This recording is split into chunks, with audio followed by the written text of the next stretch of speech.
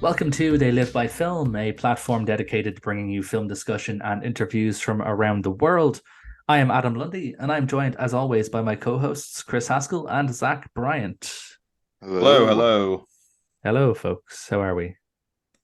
I'm good. Christmas lights are up. 'Tis the season. Yeah, It mine have looks. been up for a week. Yeah. I haven't put up any Christmas stuff yet, but it's really for me. It's just really depressing outside. There's no snow, but we got plenty of rain today. Zach, I imagine that you're more of a Halloween guy anyways, if I had to guess. Oh yeah, for sure, 100%. Like I like Christmas. I'm not like a Christmas hater or anything. It just usually means that I get to do a lot of cooking, which is usually a good thing, but not when you're cooking for your whole family. Um, Right.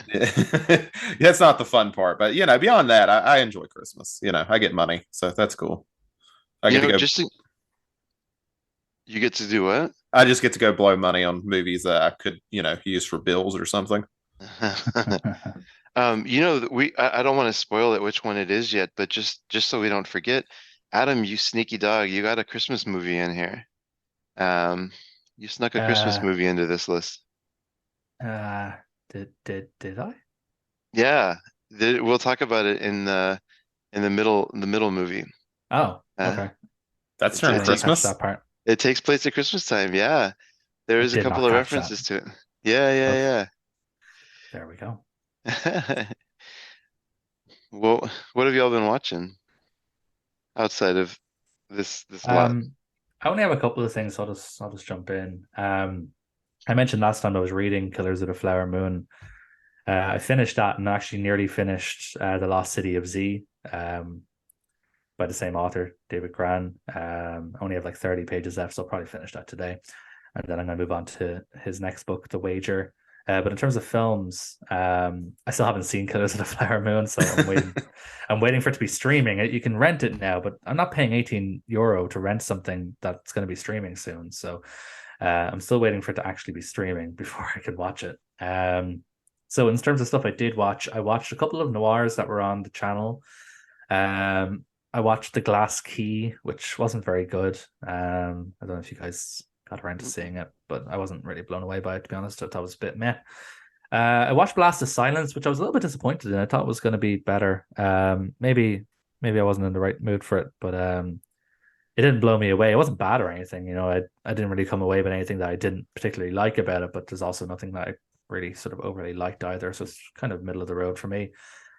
Um, I've seen a lot of Robert Bresson films, but I hadn't seen his film of the Trial of Joan of Arc, which I thought was pretty good. It's only just over an hour long, which is very digestible.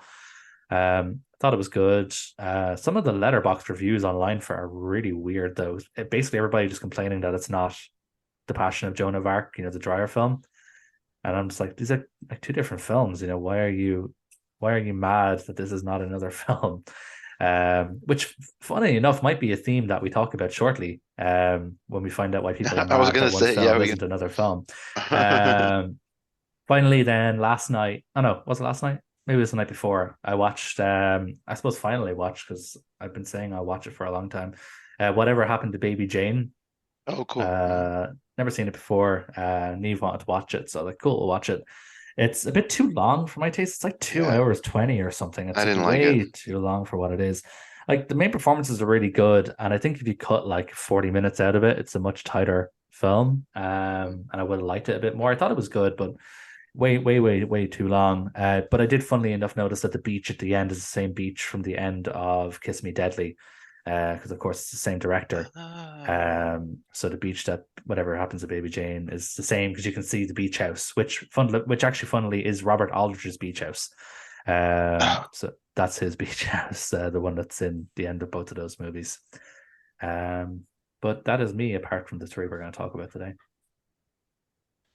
I can Busy. go real quick because I actually don't have a lot either. I've actually just been like gaming more here recently, so I've kind of gotten into that. Where just recently, me and my girlfriend went in for our Christmas gift to each other, which was we split the gold edition of Avatar: Frontiers of Pandora. So we've been playing that, and then I made the mistake because before the game came out, everybody just said, "Oh, it's going to be like Fallout," and I'm like, you know what? I kind of want to replay Fallout 3. So I've been playing a lot of Fallout 3, and it's been a problem. But as far as movies go, when I do have time, I've seen a few good things. I've been trying to just like finish up on my 2023 list. I just hit 100 movies from 2023 last night. So, I can either be proud or be very sad about that. I'm not sure which one yet. Um, but my 100th one was the new movie Leave the World Behind, which is on Netflix because unfortunately Netflix has had a very solid year of original releases. This one is by the guy who created Mr. Robot, and it's basically like this subdued apocalyptic movie where, hilariously enough, I'm not going to spoil anything, but one of the messages of the film is the importance of physical media, which I just can't get over that Netflix produced that. And the Obamas produced it as well. So just a strange movie, but really good. Beyond that, Adam, I assume you've seen the 2017 It. Chris, I don't know. Have you? Yeah. No, I haven't seen it. I haven't seen Okay. the original either, actually. Oh, you haven't seen the Tim Curry one? I'm actually surprised by that. Yeah. But I actually sat there and decided to rewatch because we're like years away from the hype because that was 2017 to 2019. Like Pennywise was a big thing. We had the 80s nostalgia thing going on and everything. And I haven't seen the 2017 It since the chapter 2 part of that came out. And man, away from the hype, that movie is just not that good. Like it is really, really not good. It's got some cute moments. The kids do a great job, but the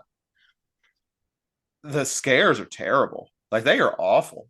Like it is like it's not even just like your normal jump scare bad like modern horror film thing. Like they are like almost purposely bad. Like you'll have something that'll be kind of creepy for a minute and you're like, "Oh, okay, this is good." And then it's like, "Let's do shaky cam and running at the camera with a weird effect." And I'm like, "That's terrible. You just ruined that entire setup."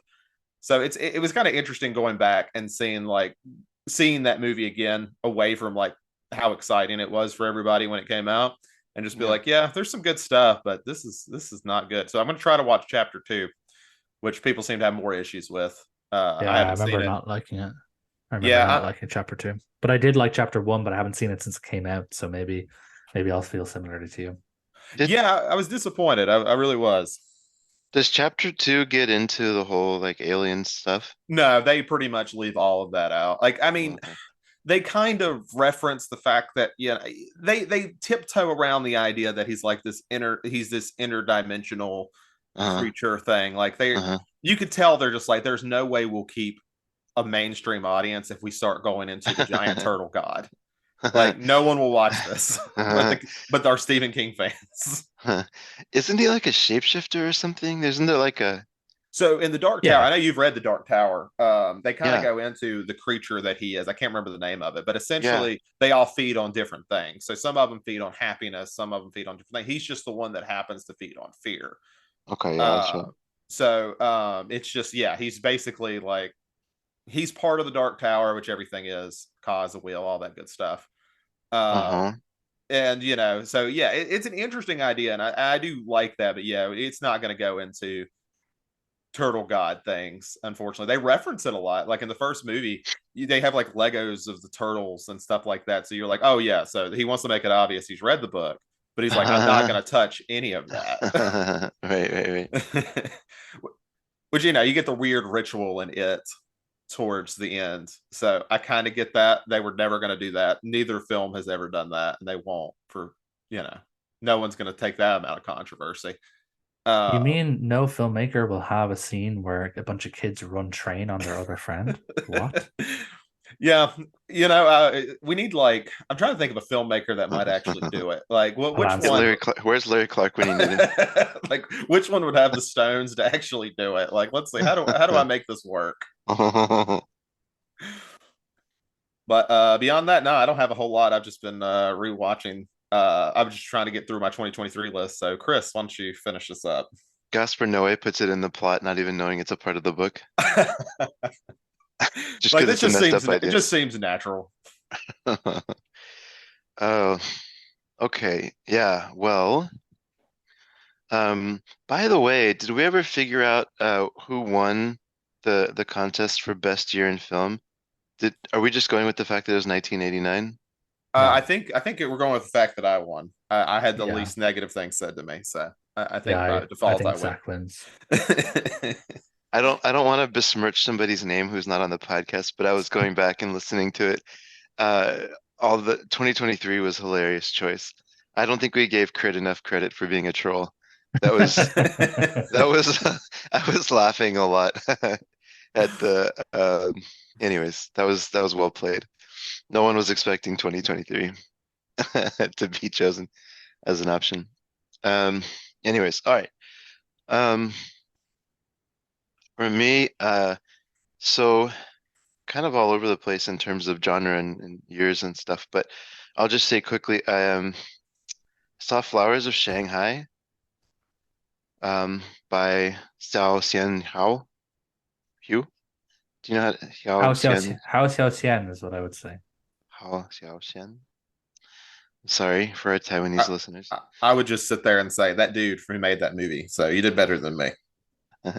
I any like romantic languages or derivations of romance languages I can at least make an attempt at, but I will admit I struggle with Taiwanese and Chinese names. It's anyways. So sorry to our Chinese listeners and Taiwanese listeners. But Flowers of Shanghai is just such a beautiful film. Like I don't even know. It's like it's art. Like in the sense of like every single scene and placement and uh frame and like everything is just so meticulously crafted. I loved that. I loved watching it just for that reason. Um I'd never seen anything by that director before. Had y'all seen anything else by him? I've seen, I feel like I Because have. he did Taipei Story, I think. No, that's Edward Yang. He's in Taipei Story, I No, no, no, think. hold on. There's, Taipei Story is definitely Edward Yang. How no, Xian you're is right. in Taipei Story though. Okay, okay, okay, okay. I feel I own some of his movies, but I don't think I've actually seen them. Oh, Millennium Mambo, sorry, is one that was big. I'm just double Um, checking Letterbox here, but I don't think I have. I own like four of his movies, but I've never actually sat down and watched any of them. Yeah, no, I can confirm I've never seen any of his movies. okay. Um, Here's are good though. anyways, yeah, yeah, I definitely want to see more. That was just I just put the first thing I put in my review was like novelistic filmmaking, and to me that's like just one of the most pure like films that was shot in a way that a novel would be read. I don't really know how else to say that. Um, just a lot of detail and a lot of like layers and depth. I loved it. I finally saw the 1960 film by Jacques Becker, Le Trot, about the people escaping prison. Prison Break. Yeah, yeah. Um, amazing movie. And it's, uh, have you seen it by chance, Zach or Adam? Have y'all seen it? No, I No, it's haven't been on seen my it. list. It's been on my list for a while. I hear it's really good. I don't want to spoil the ending, but it's one of these movies that it has a twist at the end and it changes the way the rest of the movie is perceived, and it happens just in the last like 90 seconds or something. So it's really cool. We definitely watch it all the way to the end. Not that y'all wouldn't anyways. Um, but all this stuff as they're Unless they building have up. Australian accents. Oh man, it's a weird one. Yeah, this one takes place in the Outback, which is surprising for a 1960s French film. Um, but yeah, really cool. Just the way that they kind of build up the escape and map it out. Very very much a Shawshank kind of feel for most of the movie, except it ends very differently. Um, saw Emmanuel Around the World. So there's a trifecta. So y'all know. I love how you go from like Latrue is like considered like a really great thriller or like film Yeah, classic, yeah, whatever. yeah, And then net porn. well, I needed a palate cleanser. Okay. Um, Plebs go on Pornhub. Chris watches 70s Emmanuel movies. yeah, yeah, yeah. All right, but meticulously crafted by Severin, I would say, in a box set. Beautiful box set. Um, but so there's a trio of movies by Joe D'Amato. Adam, is Joe D'Amato a household name for you? No. Okay, so he's sort of like you take a typical exploitation movie that what most people would consider a 10, that's like a 4 for Joe D'Amato. in terms of a 10 in terms of content and lasciviousness, and like just making people kind of squirm in their seats. So Joe D'Amato is just on a different planet in terms of like what he'll put in a movie. So you had Emmanuel in the US, which was absolutely shocking. Um, and it's the kind of movie where I'm trying to think of how to say this. Um, there's a snuff film in the last like 15, 20 minutes or like as part of that section near the end, and he just like goes for it and has like shocking practical effects in this snuff film. It's very uncomfortable to watch. And so he took that same premise in Emmanuel Around the World and applied it to bestiality. So I'm just watching this movie with like things that dogs are doing and things that snakes are doing, and I'm just like, what is happening right now? It's a crazy movie. Um, and Yeah, Joe D'Amato. I know the Emmanuel movies have their fans. This has been a trip for me. I feel like I'm having a sexual awakening watching these movies, seeing things that I've never before seen or wanted to see on film. Add that Um, to my list of don't watch. yeah. And then back on the sort of the last one I'll say back on the sort of art house scene. So there's a very extremely political Italian director named Damiano Damiani that Gradient's put out a box set of his films with Franco Nero. And I just watched the second one in that set, which is called Case is Closed, Forget It. And the cool thing about this movie is that it's based off of a real event where the Italian government essentially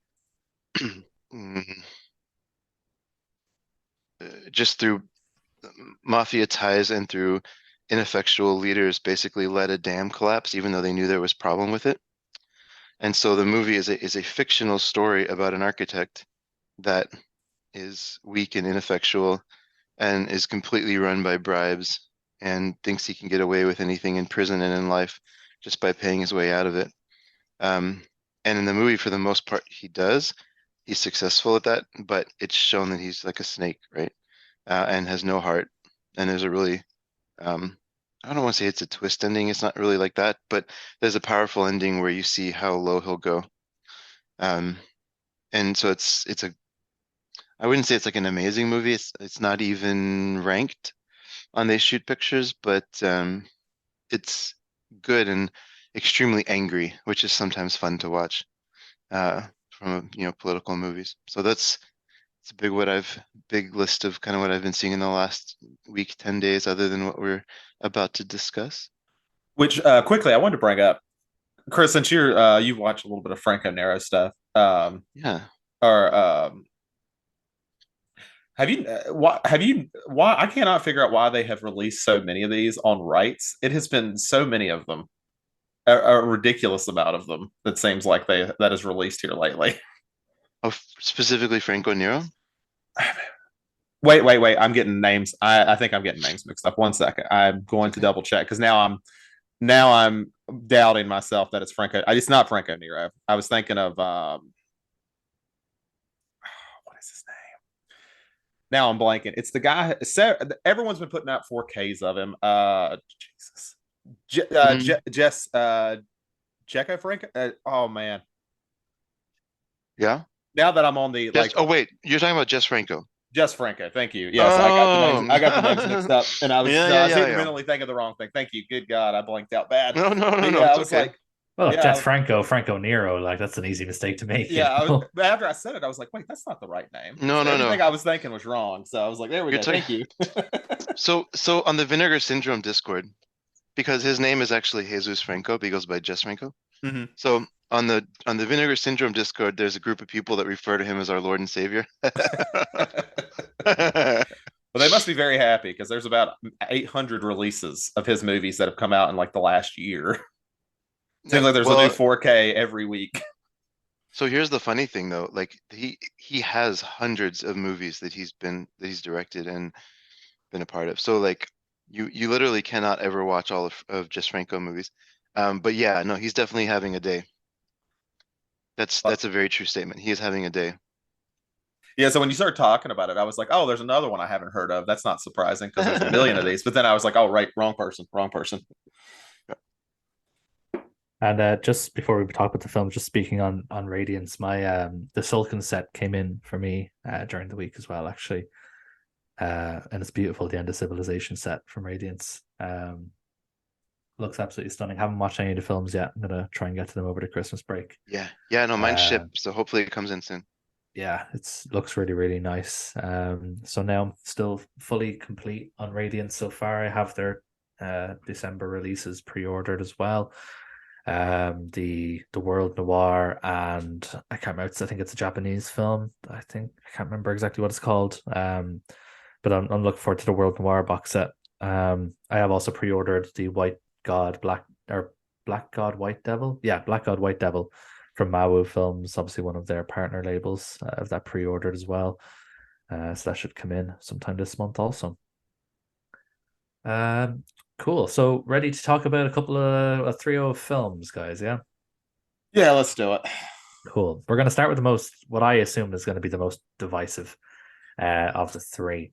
So in 1966, noted art house filmmaker Michelangelo Antonioni came to the UK to shoot his first film in English, and I believe only his second film in color. The film is called Blow Up, and just to give you the synopsis from Letterboxd, a successful mod photographer in London whose world is bounded by fashion, pop music, marijuana, and easy sex feels his life is boring and despairing, but in the course of a single day, he unknowingly captures a death on film. I didn't know they could just straight up lie on Letterboxd. That's not a lie. Before we get into our thoughts on this film, because I had the pleasure of reading Zach's Letterboxd review this morning.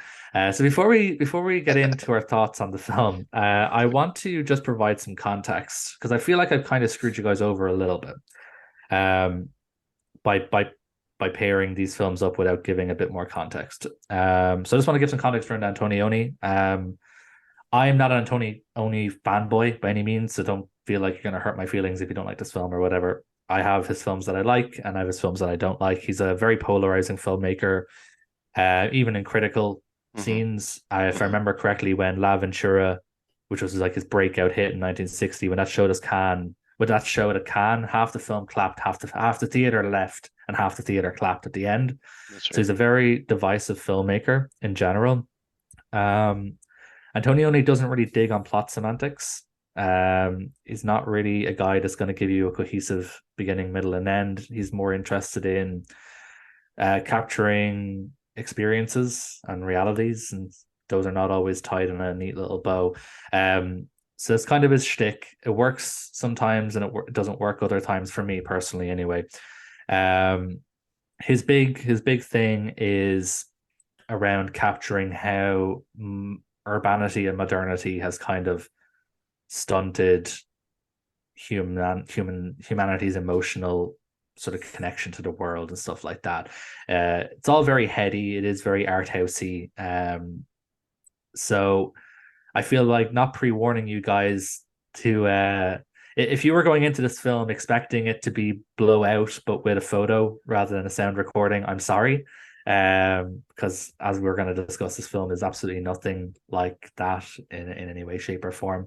It's incredibly influential for other reasons, and obviously the main thing they took, Blowout took from this was that aspect of it, but it's far from the most important thing in this movie. So I feel like I kind of shortchanged you guys a little bit by not giving that kind of that context when I introduced the film last time out. So I apologize, because I feel like it's probably sort of made your experience perhaps a bad one, or maybe an interesting one at the very best. But yeah, we'll talk about the movie now, and I can tell you why I like it, and it might convince you to rewatch it if you didn't like it. So I already know what Zach thinks of it. So Chris, I'm interested to know your thoughts, because I know that you've seen Antonioni movies before. So before I do that, I want to quickly talk about They Shoot Pictures. So this fell out of the top 100 this year. It's currently at 123. There needs to be like a couple zeros after that number somewhere. Yeah, this is a if this is on the thriller list, this is much further down. um, or the political espionage list, or a murder mystery list. This is much further down. But this is a very beloved movie. I also want to very quickly talk about my love for Tonino Guerra, who is the screenwriter on this. He was a screenwriter who was, I don't know if he was with the studio, but he was definitely the right-hand sort of man with both Antonioni and Fellini and Franco Rossi. Um, is it Franco Rossi? No, Francesco Rossi, excuse me. So he worked with late career Fellini on And the Ship Sails On, which is one of my favorite Fellini movies, as well as Amarcord. But for the most part, made his career with Antonioni.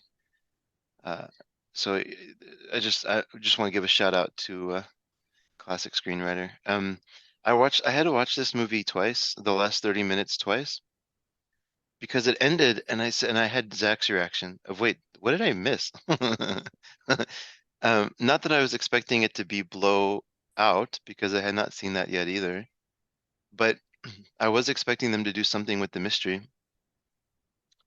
and I was expecting them to do something with the propeller, and that wonderful antique shop that he goes into, where it's like that really kind of everything is old and dusty, and he has that kind of flirtatious moment with the shop owner, and has beautiful sort of landscape paintings. I was expecting them to wrap that up, and then certainly wrap up the fact that he saw a dead body. And so it ended, and I felt unsatisfied. Then I watched it the last 30 minutes again, and I do have to say, I watching that, and then going to watch The Conversation, and then going to watch Blowout, made me appreciate Blowout more, because I'll get into this when we talk about Blowout, but I think that was actually a brilliant thing to put The Conversation in the middle. Adam had helped me get more appreciation for what Blow Up was versus not, and then how that story kind of like evolved over 20 years, or 16 years or whatever it was after that. I'll get into more detail as we move on, but I think I do like it, now that I reframed like what the movie was versus wasn't. I think I like it more as a piece of art, and it's obviously visually the kind of movie that I love, like lots of interesting visuals, almost like some of the what's the lady female prisoner 701, those Japanese movies that I'm always talking about that I love so much. The ones that are good. Yeah. Maiko Kaji. Just very interesting visuals and like very striking kind of colors and that. So I liked it. Zach, what about you? Tell us the right answer. This movie is garbage. 100% garbage. So I'm gonna give the accurate synopsis of what happens in this movie. So we spend 30 minutes at least watching this dude just be an asshole photographer. Keep in mind that anyone who has not seen this movie is an hour and 40-ish, 50 minutes, somewhere around there. So we already spent a good chunk of it doing absolutely nothing. From that point, he then goes to a park where we actually get a good scene where this woman's acting weird towards him. But at that point, we do not know, as the audience, that he has taken a picture of a body yet. We don't know that, which is fine because that scene is still interesting. From there, we meander for a long time, doing absolutely fucking nothing. And then he finally blows up the photos and says, there might be a body there. And then he kind of forgets about that and then wrestles with these two girls until he said, that picture's still there. That's interesting. And then he forgets about that and watches mimes play tennis. That's actually a great summary. And you have unknowingly summed up what kind of makes this film interesting, and not like any other kind of normal thriller. You're saying all this sarcastically, but you, funnily enough, have actually summed up the important thing. This guy is for sure an asshole. I don't think he's supposed to be likable.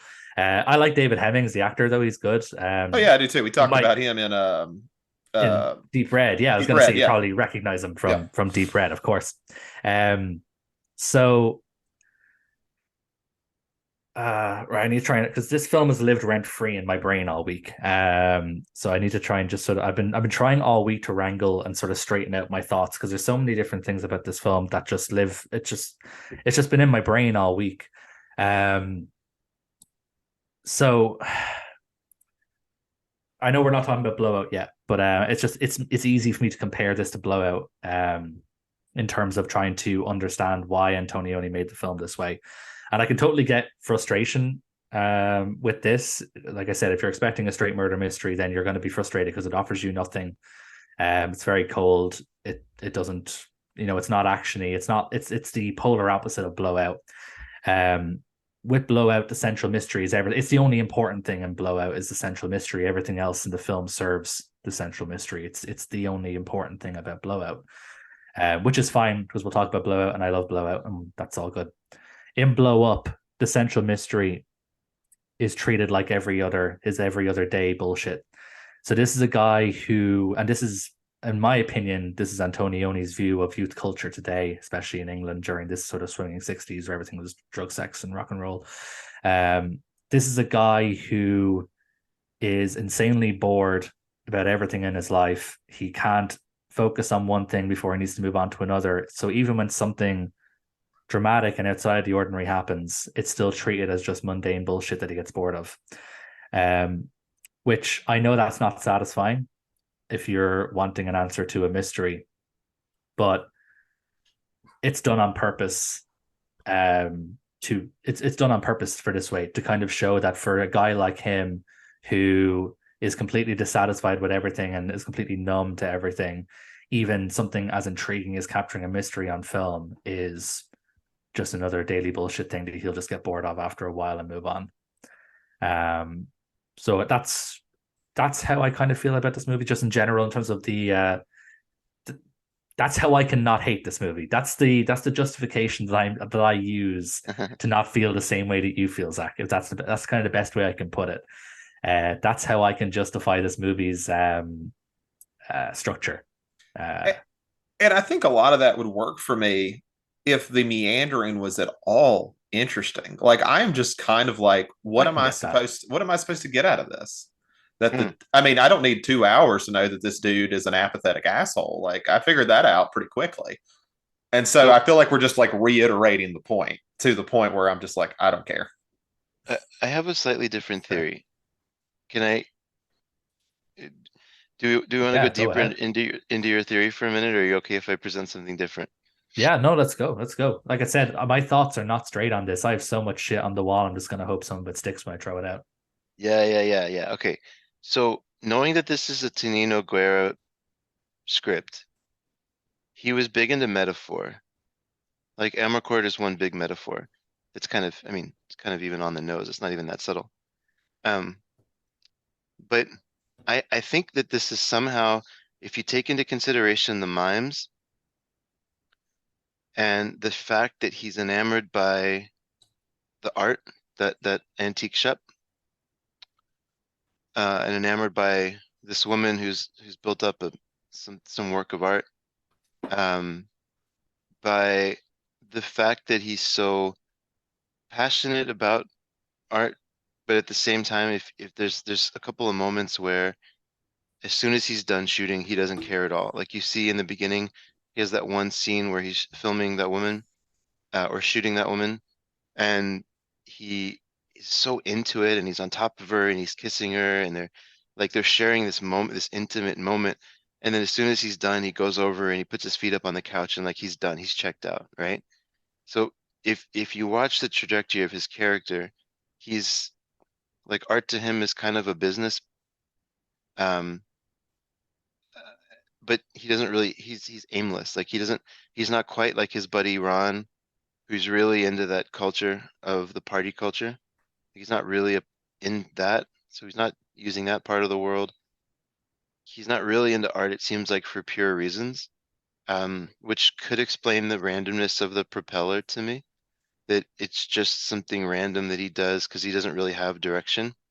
And then the ending of the movie to me was was Guerrera and Antonioni saying, if we stay in this metaphor for a second, saying like the struggle of an artist to be seen even when they're trying to do something important.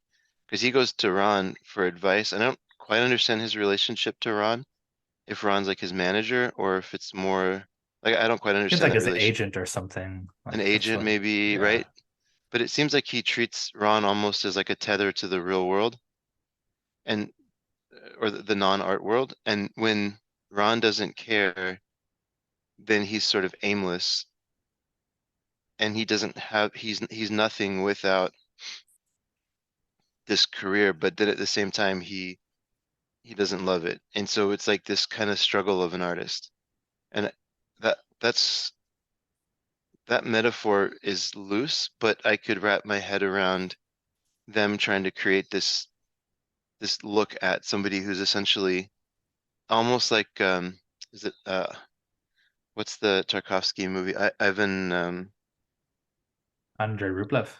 Andrei Rublev, I'm sorry. Andrei Rublev, where it's a lot of it is just about the struggle of an artist, right? Hmm. I'm not saying this is like Andrei Rublev at all, but I wonder if there's a similar kind of theme in this for Antonioni and Guerra, who've spent so long being around the business of filmmaking and are probably disenchanted by it because at that time the Italian studios were starting to lose money and they were putting more pressure on the films and like that moment in history was like an interesting one for a lot of these people that had unlimited budgets in the 50s when things were really popping. Um, so that My that's my theory is not a million miles away from that in terms of, connecting it up with the mimes and the sort of overall themes of the film. For me, and this is for context, this is my second time seeing Blow Up. I first watched it about I would say probably 3 years ago now at this stage. This is my second time seeing it. So just for context. Um, Again, it's not the cleanest of theories. But the way I was kind of looking at this was similar to what you're saying with the artist and stuff, with the main character and how he uses his camera. It seems like real life to him is just bullshit. The things he gets up to in his real life, he doesn't care. That's why he gets bored. He only really sort of embrace his true reality is what he sees through his camera. There's yeah, almost this, and there's almost this kind of like filmmaker or artist thing that you're saying. Everything, like, you saw, as you mentioned, he gets so into his shoot with the model at the start, even the sort of group modeling shoots that he did, and obviously when he captures the sort of central plot point. And I use the word central loosely, because Zach will get mad. The central plot point. Even when he captures that, it seems like this is like when he's using his camera and what he's seeing through his camera, that is almost the real world for him, and the rest of life is just blurry bullshit that he doesn't really care about. So what's interesting for me in the last scene where the mimes are playing tennis, uh, it's and this part is I absolutely love the creative decision that Antonioni does here with it's brilliant camera work, first of all, the way, and it's brilliant miming work also, in terms of how good they are at miming playing tennis. yeah, Like, if two normal dudes did that, it would look stupid. But the way they're very talented in terms of actually getting the physical work and the timing and everything to look like they are genuinely playing tennis. And then obviously there's that moment where the ball comes out of the tennis court and rolls along the grass, and the camera follows it as if it's like there was a real ball yeah, there. The right, camera work is fantastic. yeah, And what the main character does is interesting. He picks up the invisible ball. So it's almost like he's finally accepting the reality around him. This sort of fake bullshit of sex, drugs, and rock and roll. He's finally accepting to live in that outside of his camera by picking up this imaginary ball and throwing it back into the mimes. And then the real kicker happens. You start hearing a tennis ball, even though there isn't one. yeah, The sound design starts yeah, actually giving the sound of a tennis. So it's almost like it's like a metaphor for him finally embracing the world around him as opposed to just the world through his camera, if that makes sense. Um, that's my kind of take of generally of the film. There's little bits and pieces and stuff that I can talk about. Like how that first scene with the model that he's shooting on, when I was watching that kind of felt like it felt like we were watching a sex scene with a selfish lover, and he's the selfish lover. The way the model kind of acts afterwards, it's almost like he finished way too early, and he's like, "Yeah, screw it. You stay in bed. I'm going off to smoke a cigarette." And she just kind of lay there Yeah. going, "Oh, okay, is that it?" So Yeah. I like there's that. that kind of there's that stuff. There's a bunch of stuff in here that you can pick at and peel away at. Um, if you're willing to look past the fact that it's not a thriller. That I think actually, go ahead, Zach. I'm sorry. no, you're good. I was just gonna know. I think like I understand everything that's being said, and I don't even disagree with it. I'm not gonna deny that I think the film has like thoughtful messaging. My issue for me, and this could just be a me issue, really comes down to I don't particularly like movies that put the metaphor and symbolism before the narrative. Like to me, I feel much more likely to engage with something when I feel like there's a reason to engage with something. Like when you look at this, all that's super interesting. Like the whole tennis ball thing, that's great.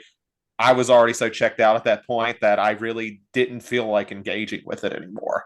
I was just kind of on autopilot, just looking at my watch, ready for it to end because I had already, kind of felt that it wasn't going to offer me anything interesting. Yeah.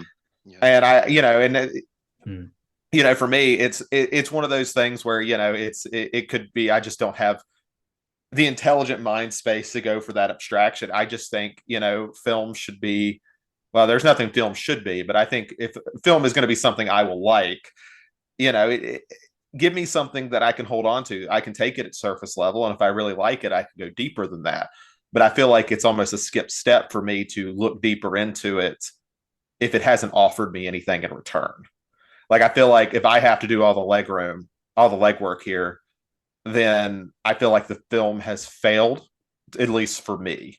Like if I have to do the work to say this is why this film is great, this is the deeper meaning, and the deeper meaning is why it's great, then I just don't feel like it succeeds to Wait, me. can we double click on that for a second? Because I think, Zach, I'm so glad you phrased it in that exact way.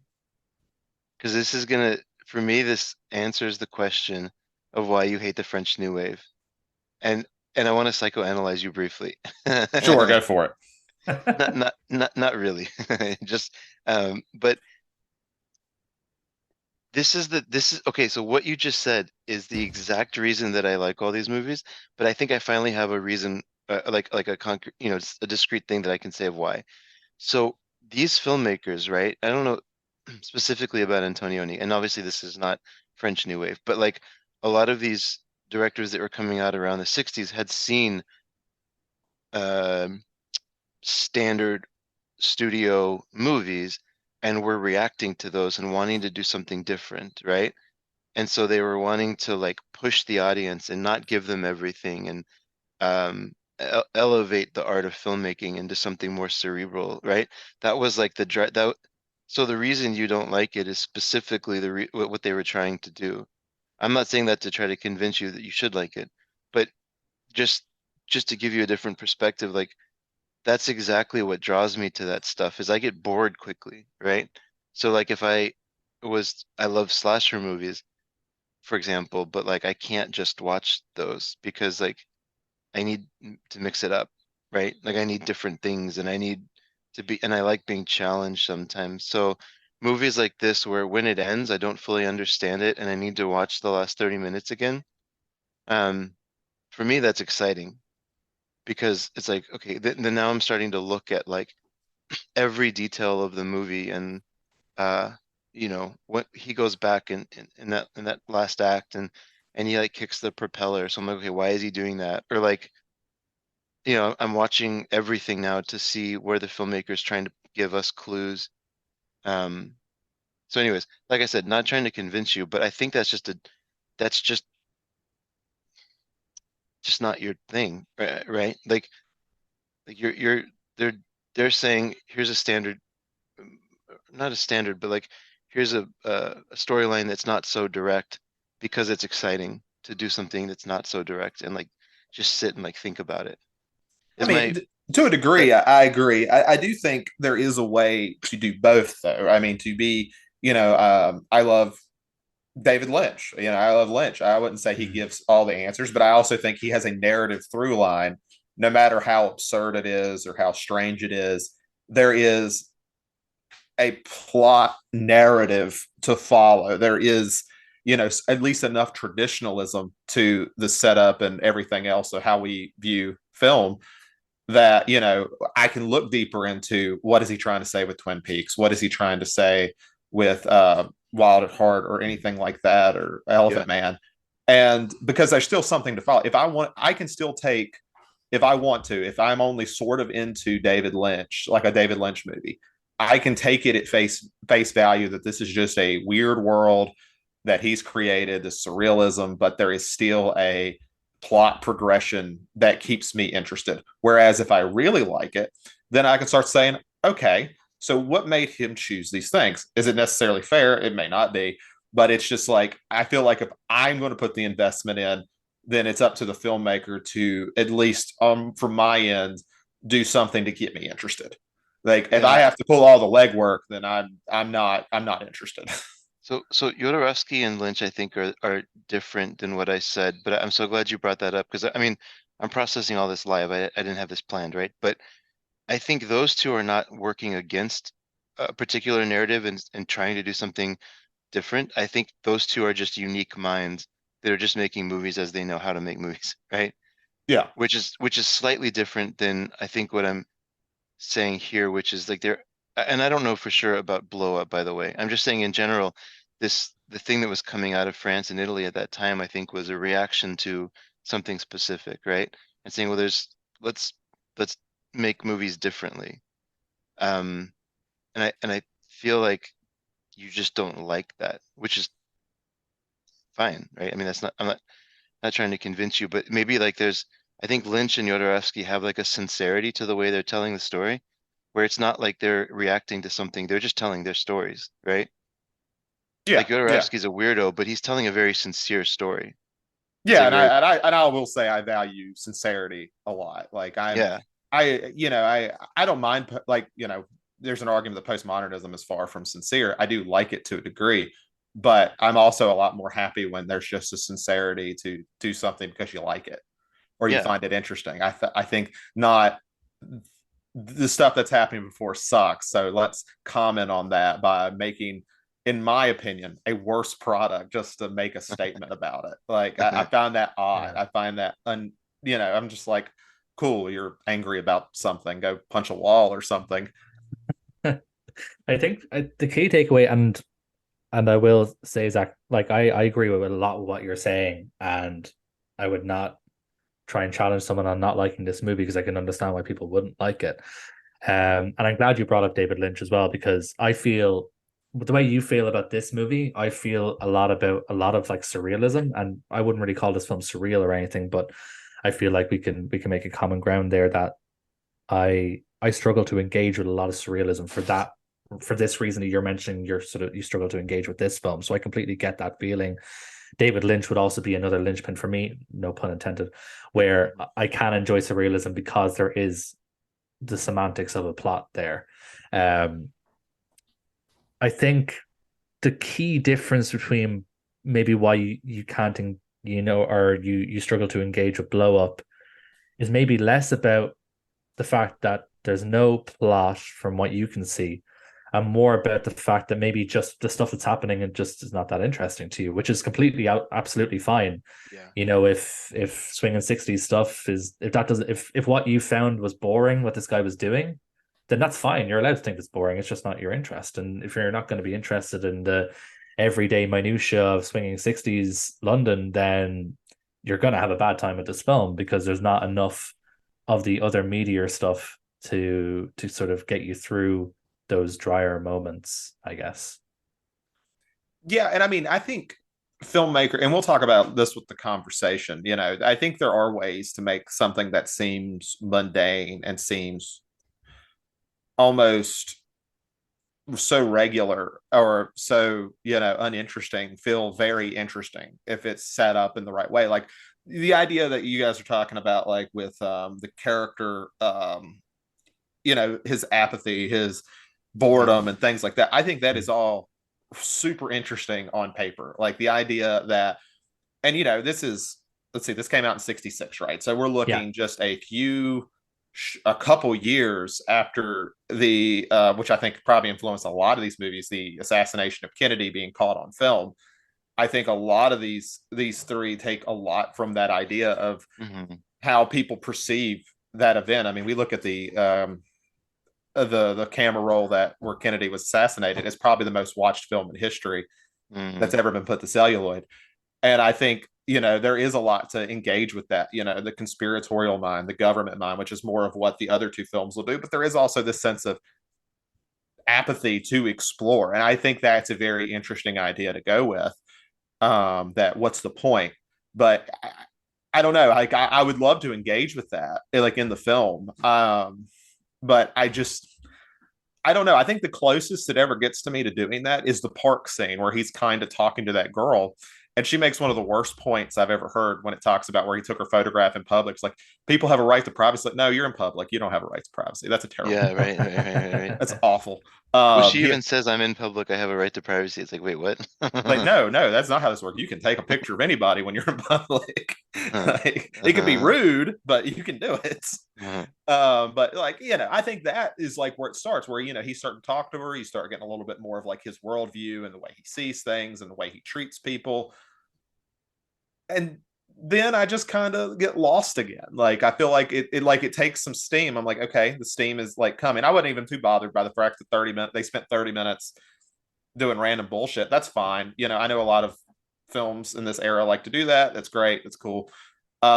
It's when it's brought in with everything else to where like, okay, we're picking up steam now, and then it's like, let's just go off. And I know it's probably the point, but it's just like I feel like I'm so close to being hooked to something, and then you just like slap me in the face and say, no, bad. Spray me with water. Uh-huh.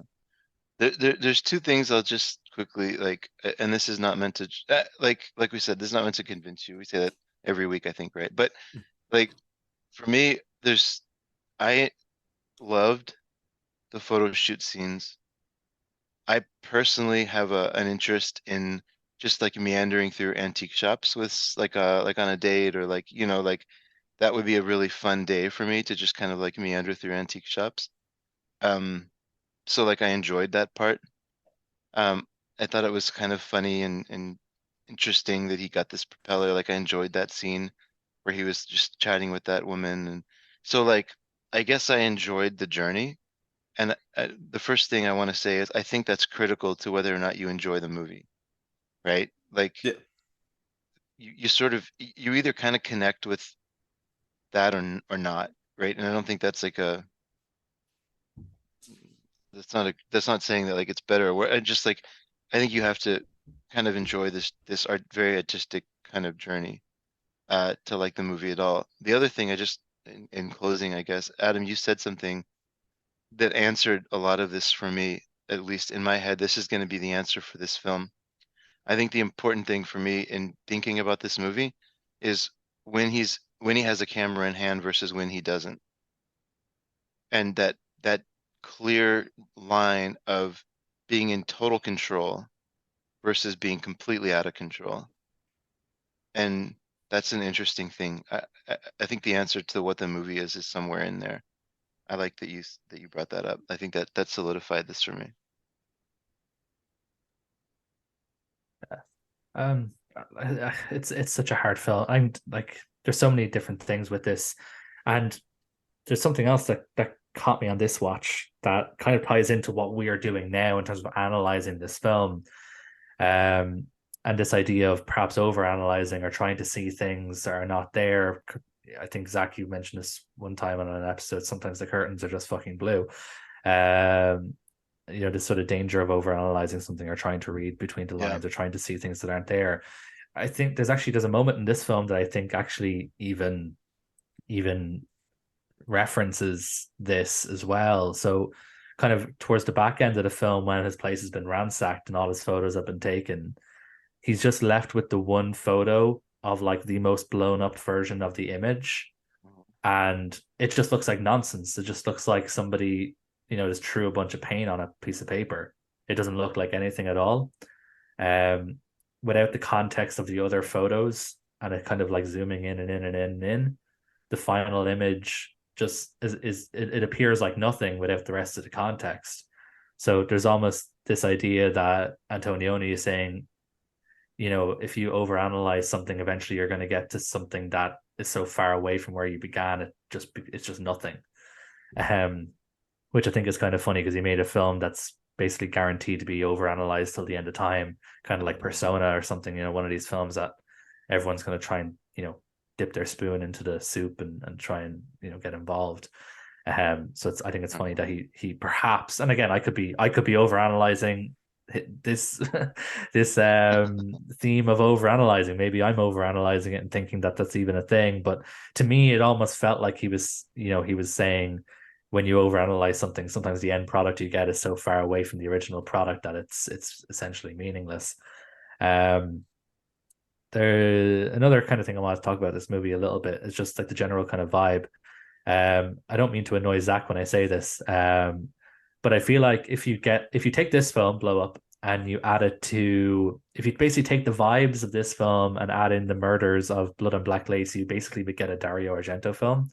It feels almost kind of proto Giallo to me, and that's not just because David Hemmings is in it. But I think, obviously, apart from the other two films we're going to talk about, I think the influence of Blow Up can really be felt with Argento and other filmmakers too. And just wanted to get your thoughts perhaps on that as well. I can see it, and I mean, that's something I think me and you have talked about a lot, and we probably did during our Deep Red episode, was like Argento's my difficulty with Argento, as much as I like a lot of his films, is dude just does not care about a cohesive plot. Like, No. That's one where you're doing the work to just pick the plot together. Like, he's like, here's some pieces, kind of figure it out, I guess. Like Deep Red is kind of an exception to that because it gets convoluted, but it still follows something. Like my issues with Suspiria is like, wow, this is a really gorgeous film. I don't know what the fuck's going on, and I've seen it 4 times. Like I don't know what's going on. Totally. Like, and then and then you take what's that director's, the one who did the remake. I mean, he pretty much went the opposite way with it and just said, okay, I'm going to make this cohesive as possible. Was it the Alejandro Daya? Was that the one? No, Luca Giancargino, the guy who did the Call Me by Your Name. Yeah, that guy did Bones and all that. Yeah. And not to go off on a tangent, but did you guys see Dario Argento's comments on that recently? He has went back so many times back and forth on that movie. It's insane. What Really? is he saying now? Yeah, he said it. I just read recently he was like, I don't see why they called it Suspiria, because I don't see any connection to my movie in this movie. Either you remake Suspiria or you make your own movie and don't call it Suspiria. So yeah, you see, when he was going through the circuit, there was a lot of talk, like, because I went to Alamo where they do like a big like preview show essentially before you see it. I had to go that far just to go see the remake in theaters. And they were saying, that they had gotten his blessing, which I'm sure is true. That doesn't mean he likes it, but I feel like there was even a part where they said that he watched it and he enjoyed it. But then later he said he didn't. And I'm like, I don't know. They could have just said it for marketing. Who knows? But it just seems like it's been a lot of back and forth of what he believes, or maybe it's just evolved over time. Like maybe he thought back more on it and says, no, this movie is not Suspiria. But it's Coven of Witches in a Dance School. It's about as Suspiria as it gets, because that's the only thing you can derive from his movie. Pretty much, and colors. Yeah. So yeah, I mean, I think there is a lot of that. I mean, I think that's just the difficulty with a lot of Giallo, especially with Argento, because I think Bava is a lot easier to follow. Like, I think his plots, at least, are plots. So to an extent, that makes sense, right? Because he did a lot more than just horror, right? Like Bava he did so much.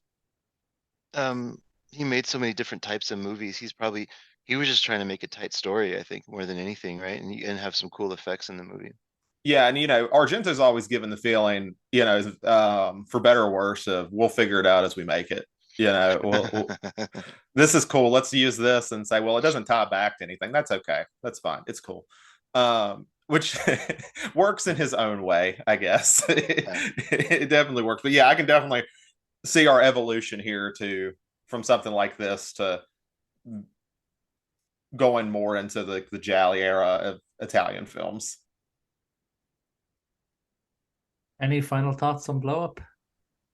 Yeah, he should have had a medium frame camera, and then he could have seen that body. So that's his own fault for not having the right equipment. Uh, um, no, I can't wait to talk about how this general story evolves over these three movies. But I think it's interesting that this is the most highly rated on They Shoot Pictures. Hmm. My Me only and They Shoot Pictures don't agree a lot, so I expect that.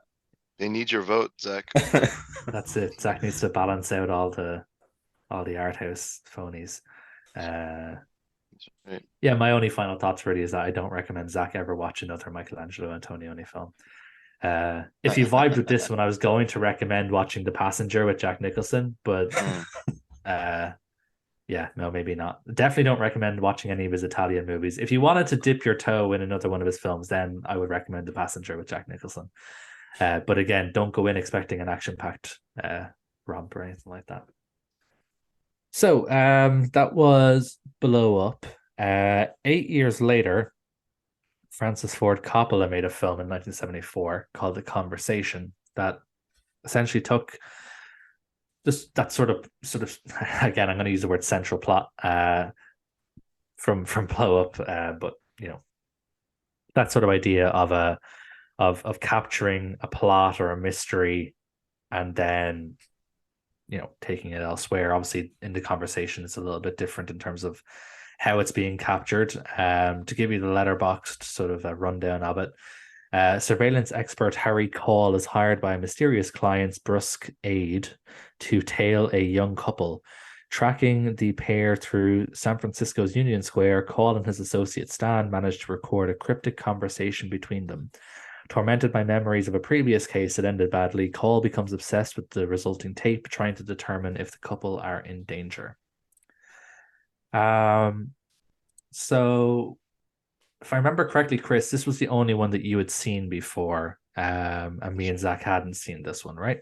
That's right. Okay, Zach, let's hear your thoughts first of all, and that's okay. Okay, yeah. So I thought this was great. I think this is such an interesting film, and for Coppola, because obviously this isn't some underrated. It's hard to even call this underrated because it gets brought up into his best films. But it is interesting to see him make this. You know, he's got the two Godfather films in between it, and then right afterwards he's got Apocalypse Now. So that's super cool. And it's such a smaller film compared to those. Like, you have more of these crime epic type things with the two Godfather films, and of course Apocalypse Now is Apocalypse Now. It's a huge film. So it's really nice to see this type of film from him that just feels so based on exclusively the writing. Like it lives and dies by how well the writing and the performances are, because not a lot is happening. Like, we spent a significant amount of time with him just like tinkering with his machinery and things like that. And I think if a film can pull that off, that's great. If you can make me know nothing about what these type of people do and make it feel like I understand it so much better by the end, and I'm interested in like the little things he does, the little ways he figures things out, and it's just smart technical people being smart technical people. And I really like that here. I like that he is such a shell of a person that we get to kind of watch him attempt to really refuse to separate himself from what's going on. He's such a detached person, except for around his work, which I think is something you see a lot. But I like it in this one where he's really trying to do the right thing, and we kind of see that rug pulled out from under him over and over again, because he's kind of making assumptions without really understanding the full picture, because he gets the information we get. So we just get like these little moments of their conversation, and we're trying to piece together what's going on. And he's sort of doing the same thing and kind of applying it to, things that have happened in his past. So huge fan of this. I'll keep it short for there. But yeah, I think this was much better, of course, than the first one we watched. But I think, it's Gene Hackman. There's not many Gene Hackman movies I don't like. So that would be my thoughts. This was They Shoot Pictures loves this movie. This is currently ranked as the 151st best movie of all time. So Coppola probably has what, 4 films in the top 200, basically. Because I'm assuming both Godfather films and Apocalypse Now are up there too. That's right. Yeah. That's right. He has a lot of mind share. So if you look at, let's see, Godfather, Apocalypse Now are both in the top 13. Godfather 2, now we're getting into the top 30, Conversation top 150. And then Godfather Part 3 is still in the top 1000. And then That's Rumblefish wild. is just outside of it. So yeah, there's an underrated De Palma Coppola film that I just want to mention before we forget. So he, in between Apocalypse Now and The Outsiders, he made a musical called One from the Heart that is really good, and no one ever talks about it, but it's one of my favorite movies of his. I'm not saying I like it more than The Godfather. I'm not going to go on record with that. But it's very good and under discussed, and I think more people should see it. So the conversation for me is all made in the last maybe 20, 25 minutes or so. It's almost like I just, I love this idea that Blow Up has like the rough skeleton of a story, but maybe it wasn't satisfying for some other filmmakers, and so we're going to see two different sort of iterations of this, right? In the conversation and then Blow Out. But I like that the Coppola took this and said, okay, Blow Up, but let's refocus on the character and like make this a little bit more of a character study in somebody who deals in like that sort of line between reality and fiction, and he can record any conversation. He's this person who's under the ground, behind the scenes, in the shadows, that's making huge political decisions just simply by the fact of he's recording evidence. So what happens when this is turned around on him, and like how quickly it causes almost like a disassociative effect in his brain, where it's like it just like breaks his brain a little bit. And I think that is captured very well. I think Coppola does a great job of that in making both this like an interesting story that's like interesting to watch and has I think it starts a little slow, but then as the movie progresses, you see that there's a lot of intrigue in this story, and captures the thriller aspect pretty well. But then it becomes about something more personal to Hackman, and you watch his character, and I really really like the way that he does that. And he said that it's a coincidence that the equipment that was used in this movie was the same as the equipment used in the Watergate scandal. I find that hard to believe, but Coppola's been on record saying it's just a coincidence, so maybe that's true. But I find that hard to believe because wasn't Watergate, didn't that break in 1974? I mean, I was reading because I think I may have read similar to what you did, was that essentially the Watergate scandal, like when the main articles about it came out, the film was only 3 months away from releasing. So the idea is he wouldn't have had time to necessarily change the equipment for the film. Like I said, I don't know enough about how they filmed all that, whether that's like B-roll or however they go through that, like when they're doing like the close-ups of like the tech or whatever. But that is from my understanding as well, because I think we read a similar thing. Yeah, interesting. Well, it certainly adds an element of intrigue to the movie and the timing of when it came out. But yeah, I don't know. It's a great movie. Adam, what's the right answer? So this was the only one out of the three today that I hadn't seen before.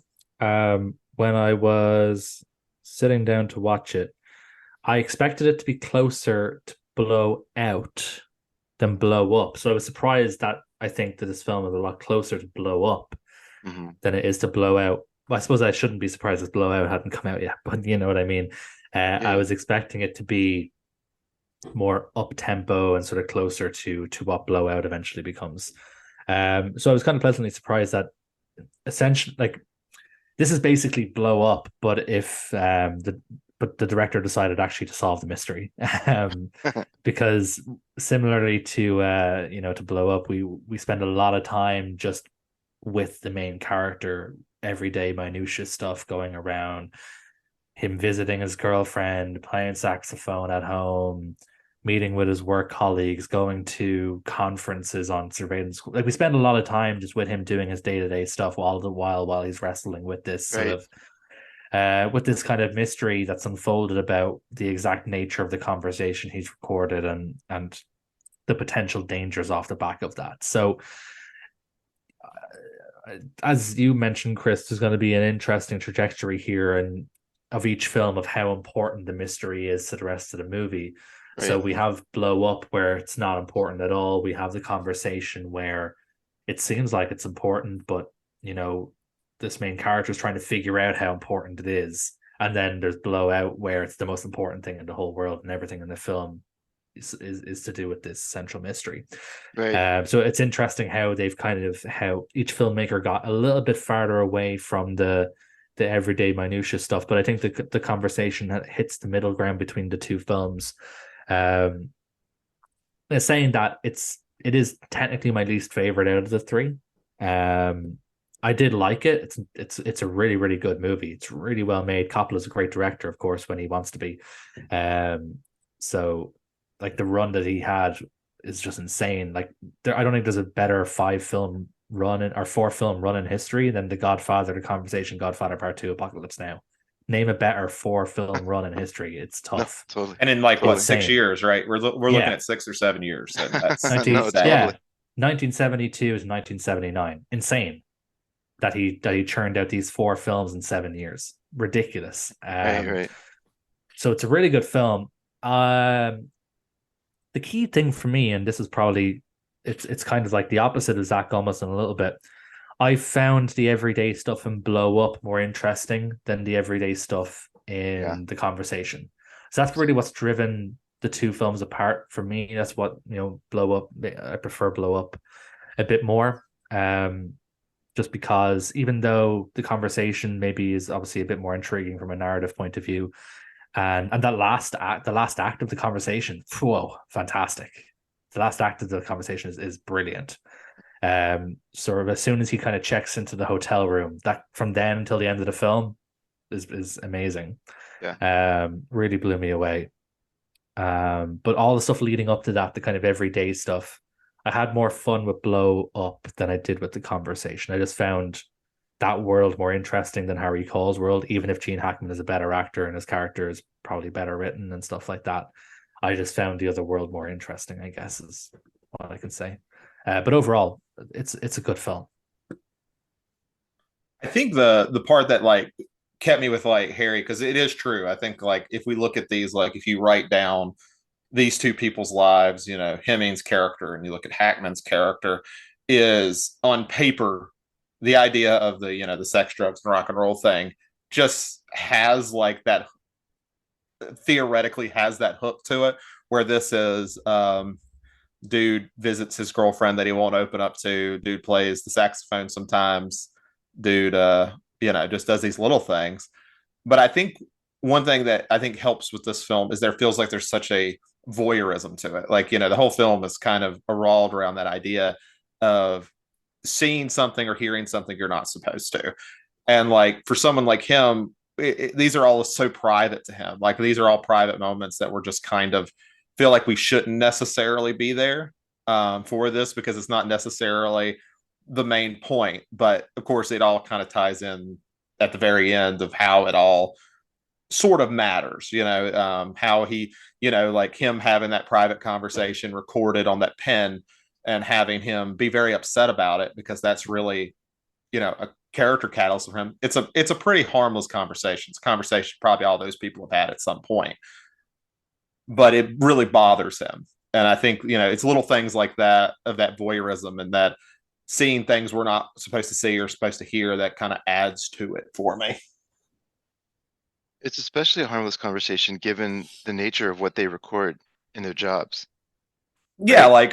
It's probably something they all go through, right? Like the idea that you can't open up to somebody, or that you're paranoid, or that you can never, somebody can truly never know you. Because I mean, you listen to people's private conversation, we see it through him. He doesn't want to open up because he does that to people. Like he doesn't want that to happen to him. No, no. Um, to Adam's point, so what do y'all think? Because I was gonna ask y'all this, but I guess Adam, I know your take on it now, but I'm curious what y'all think. So I think Blow Up becomes something a little bit obscure, but it's certainly a character study about Thomas. I think that's his name, Thomas. Then, Yeah, I don't think it's actually ever explicitly named. I'm pretty sure the script just calls him Thomas. oh, okay. And then the conversation is less obscure, much more grounded in events and outcomes, but still a character study. And then you kind of move to Blow Up, and we're giving some of it away, but which is not so much a character study as much as it is about the events and the story, right? Are y'all okay with that kind of like? Yeah, I think it's all a spectrum, right? Like, I mean, there's Yeah. still character stuff in Blowout, but it's definitely not to the extent of the focus as maybe the other two have. Is this you saying you think Antonioni's on the spectrum? Is that what you meant? Yeah, sure. I'm sure that's not controversial, but no, no, no, not at all. Um, but no, I think yeah. I mean, if we're going to talk about like character versus plot, I mean, that's yeah. I would say Blowout has at least is much more on the plot heavy side. Yeah. Yeah. So in theory, then I feel like I should like this more because it balances both well. But I think I would agree that this is so far. It's for me, it's Blow Up 1 and then Conversation 2, although that's about to change. Yeah, it almost feels like is non-committal the right word, I guess? It's I know what almost you're trying to say, anyways. yeah, and it feels weird to say this because we're talking about comparing it to a film that hasn't come out yet. So it's kind of a difficult conversation to have because it's easy to say, oh, Blowout has more plot than the conversation, but like Blowout didn't exist, so it's hard at the same time, but it does feel like when you're looking at this, we're sort of looking at this over the course of three films, and how an idea is sort of changed and updated as each filmmaker got their hands on it and sort of put their own stamp on this kind of idea. It feels like the conversation sits in the middle ground between, as we said, on this spectrum, as we call it. On one end of the spectrum is plot, on one end of the spectrum is character. The conversation seems to sit squarely in the middle. And it's kind of at a detriment in that it loses that interest for me. The reason why I love Blow Up is because there's so much sort of interesting thematic and character stuff happening. The reason why I love Blowout is because it's a fucking fun time, which we'll talk about shortly. It's so much fun, and it never lets up. Whereas the conversation, yeah, I suppose non-committal is kind of the best way I can put it. And again, it's weird saying that because we're comparing it to a film that hadn't come out yet, so we can't really compare it to anything at the time. But it feels like if there was more plot there, then maybe I could say that I had more fun with it. If there was more charactery stuff, then maybe I can say I found it more interesting.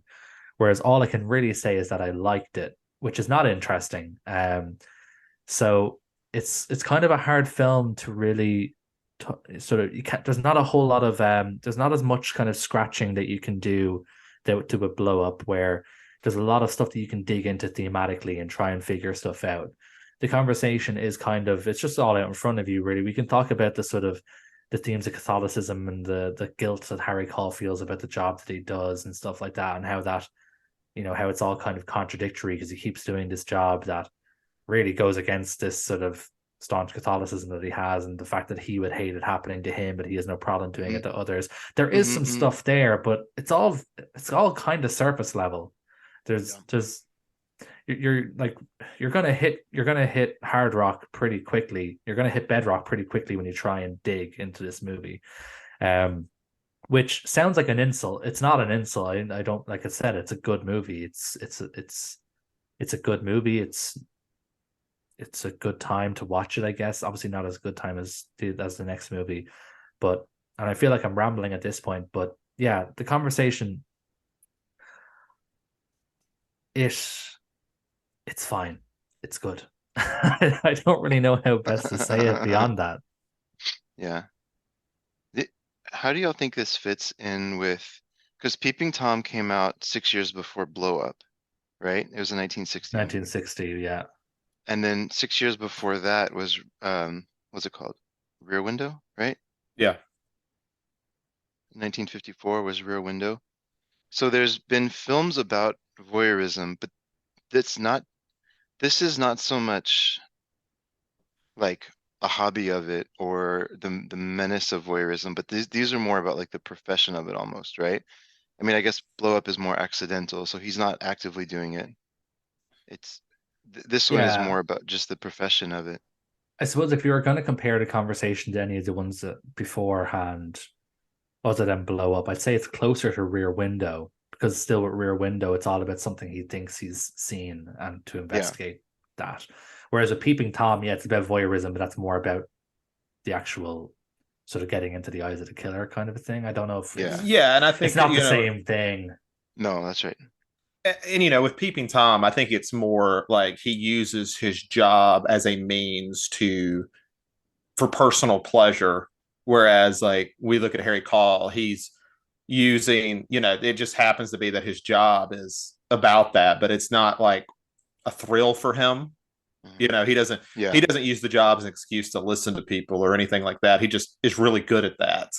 Like he tells his colleague all the time, the conversation doesn't matter. Ooh, you're right. Yeah. That's an important point. He's getting nothing from it. It's just a job. In fact, he almost wishes he didn't have to do it in a way. Yeah, it's like that idea of what do you do when you're really good at something? Like they Yeah. go through this whole thing of how he's so good at this. Right. And it's like I think he gets pleasure as like a handyman would, somebody who does good like good yard work, or somebody who does good roofing work or something like that. They get the pleasure from the satisfaction of being told they did great and they're one of the best, Mhm. but not necessarily what other people may get pleasure out of that. Like, especially when Yeah, it yeah. comes to a voyeurism type of thing.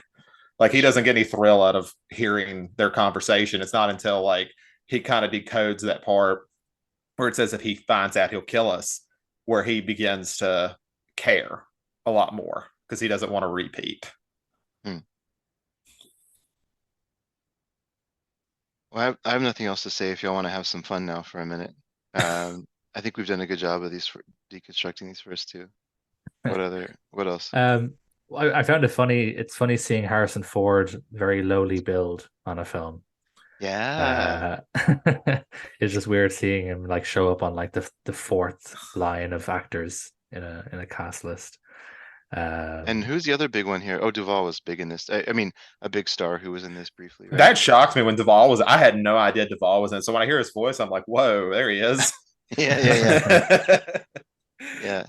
But Ford was interesting. I was doing a little reading on him, and apparently he basically created that character. Like, the assistant wasn't supposed to be in more than like one or two scenes, but he kind of goes in and creates something much more interesting. Like, the character is apparently gay, and that was kind of a big, a kind of a risky idea to do. Which, I mean, I don't think they ever overtly say that, but they kind of No, never design would have him. guessed. Yeah, I think they just try to design him to make that a little bit more like coded, I guess the word is. Yeah. And they just liked him, and of course he ends up playing an even smaller part in Apocalypse Now. He's in like one scene of that, so that Lucas Coppola connection's really paying off, I guess.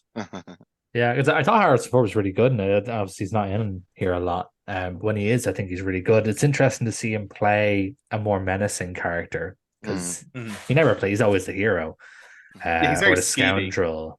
But yeah, he's kind of slimy in this film, which is you just never see Harrison Ford play that kind of character. So I thought it was interesting. Just to see him play is just something a little bit different to what, because obviously from once he's Harrison Ford onwards, that's it. He's that he's that sort of grouchy, scoundrelly Yeah. hero. That's Yeah. him. That's for the rest of his career. That's him.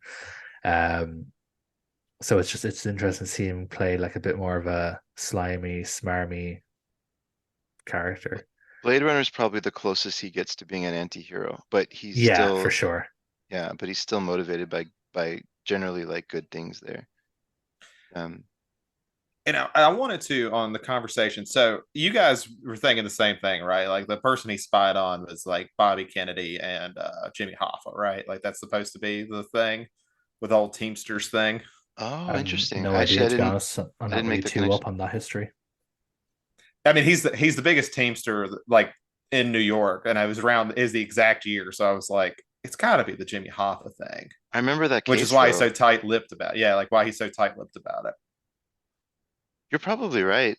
Yeah, I mean that was like Because he maybe not never does international. reveal how he did it, right? Like we don't ever find out at all how he was able to get that recording on the boat or whatever. No, Okay, I didn't think I missed that, but yeah, I didn't think they revealed that. I think that John Cazale, is it Cazale or Cazale? Cazal, I think, Cazale. I really like him as an actor, by the way. But anyways, dude I played in think 5 Best Picture nominations. Like I don't think anybody's ever gonna have a better career. Like, seriously, right? Like being the backup quarterback to Tom Brady or something. No, but he's really good in whatever role he's given. But um, what was I going to say? He was starting to get into it, right? He played that music, and Hackman came in. He's like, no, no, no, no, we're not doing that. So I think he was going to give it away. Um, was my reading of that, but then Hackman shut it down. So I don't think we ever got it. yeah, because I know the one guy, the Marone, I think is his name, like really wants to know. Like he keeps pushing him at the party to like tell him how he did it, Yeah, yeah. and he's just like, no, I'm good. No. It's just I'm not gonna say it would make sense, if you're dealing with something like the Jimmy Hoffa case, I would take that secret to my grave of how I did anything. Like I'm not telling a soul how it was Let done. let alone not telling anybody that it was you that did Yeah. it. Yeah, you deny. Like I don't know what you're talking about. I don't know how I did it. Talk about having a target on your back. Yeah. I mean, he moved all the way across country, I guess, for it. So Can I share a really quick story? Just this will be a 30-second story. We were trying to sell AI into a trucking company, okay? And the company it was to do predictive maintenance. So basically, the whole goal of it was to try to figure out if we could tell drivers if we could get to a predictive capability and say, here in the next 1,000 miles, your engine's going to break down, and here's the part that's going to break down. So next time you have a scheduled stop, go ahead and replace it so you don't have an unscheduled stop. That's the whole goal of it, right? Just trying to prevent those unscheduled stops that cost a lot of money for the driver. So we're talking to this one company based in Chicago, and the head of maintenance is super into the idea. Okay, he's like a executive in the company. He's like a senior vice president in the company. Super into the idea. So I'd like to bring my team into the call. Sure. So we get a call, 9 people on the call. 8 of them work for the maintenance department, and there's one who's just a driver.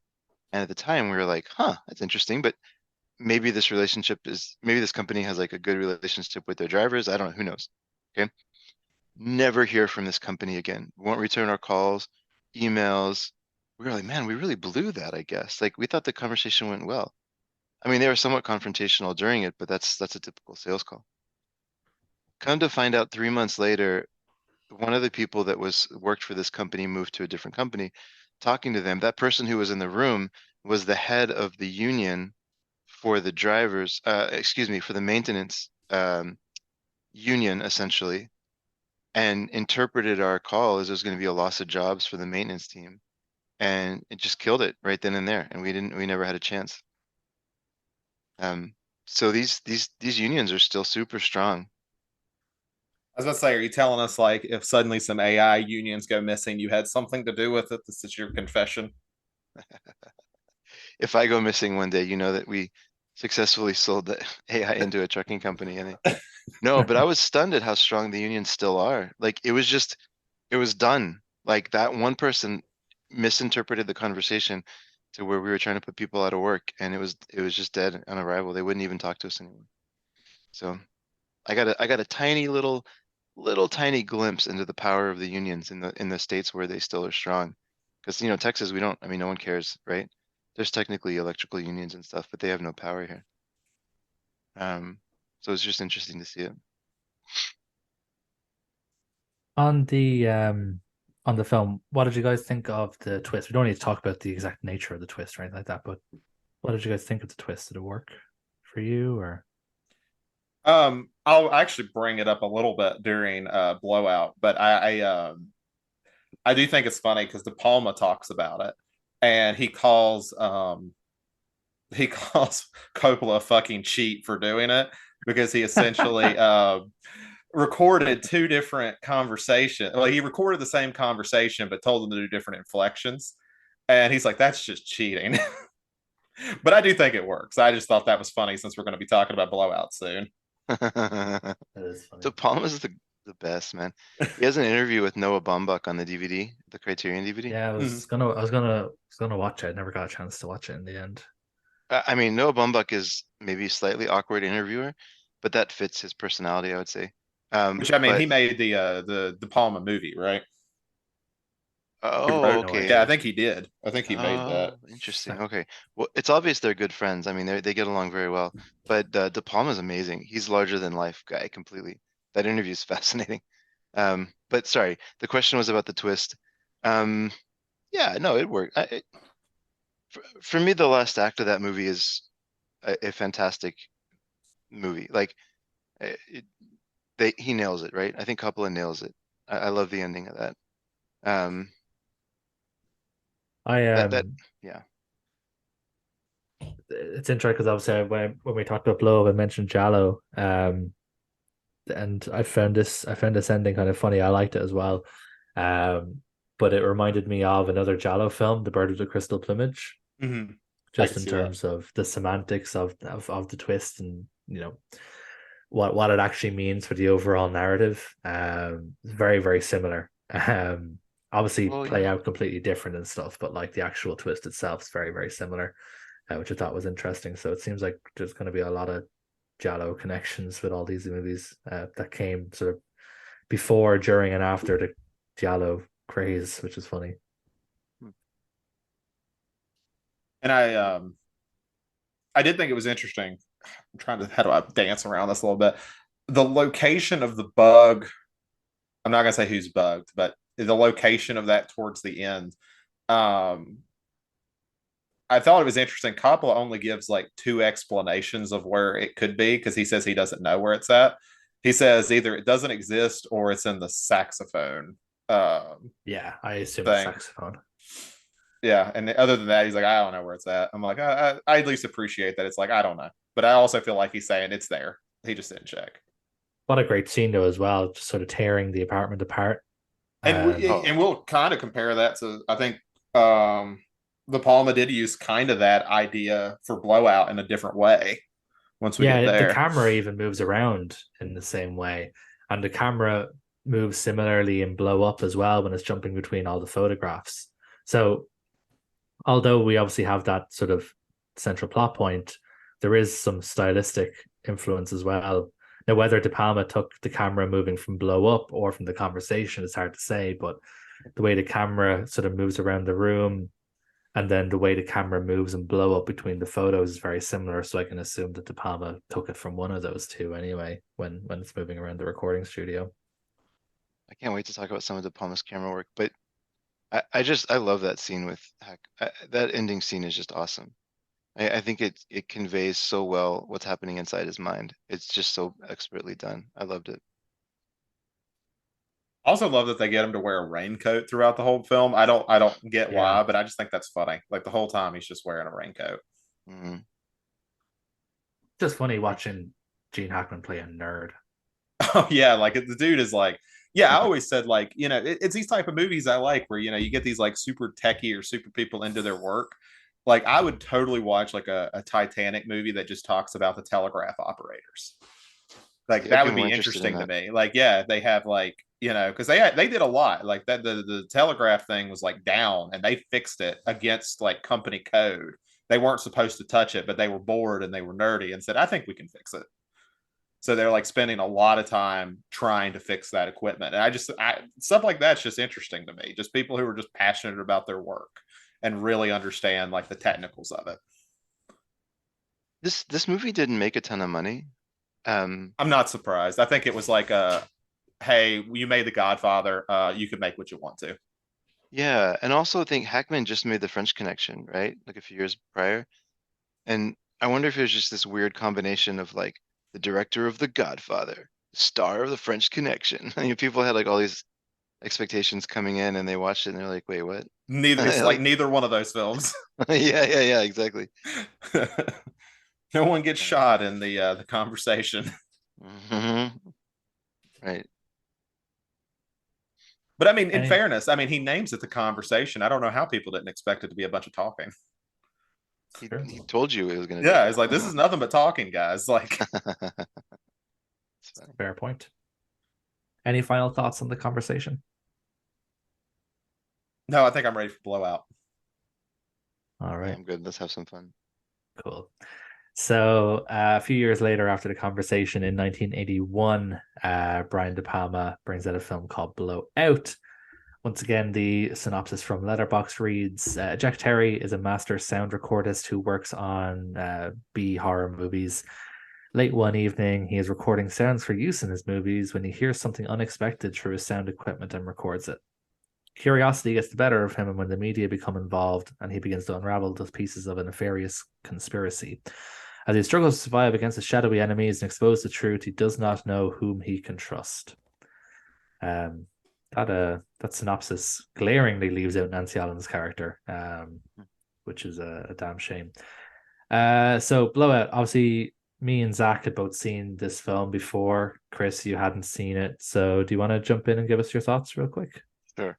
So I'll say quickly, it jumped up 217 spots on They Shoot Pictures. So it's almost in the top 500 now.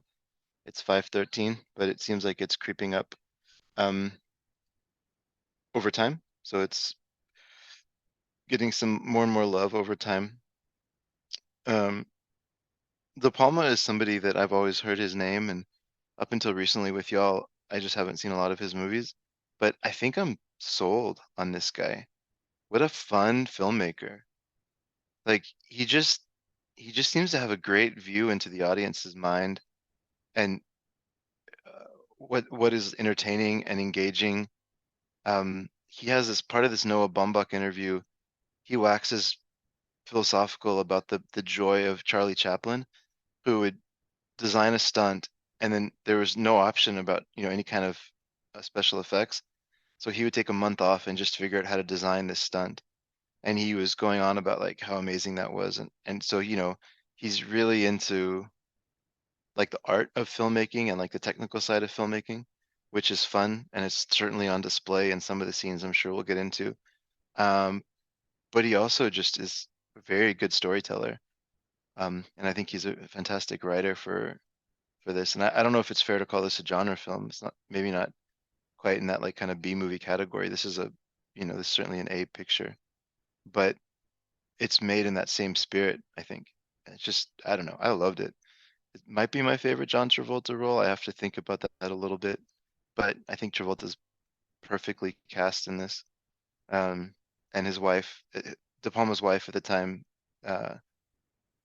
was perfect in this. I think she's a great actress. Yeah, I loved it. I loved it pretty much the whole way through. This is the best one of the three for me.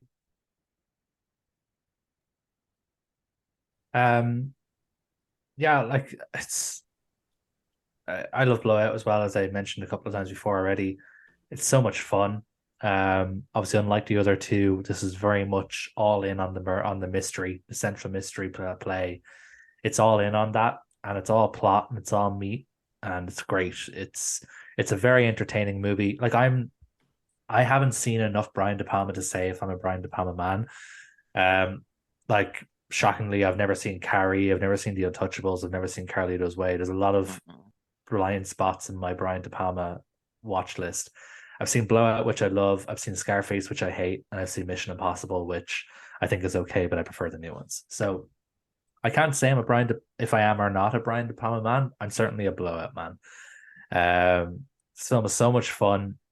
It's the cast is great. It's definitely my favorite John Travolta role. I haven't seen Nancy Allen in a bunch. John Lithgow is fantastic. That man is just born to play a psycho. John Lithgow is fantastic. So good.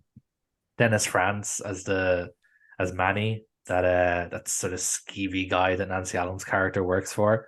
He's great. Just the cast in general is just really, really good. It's so solid.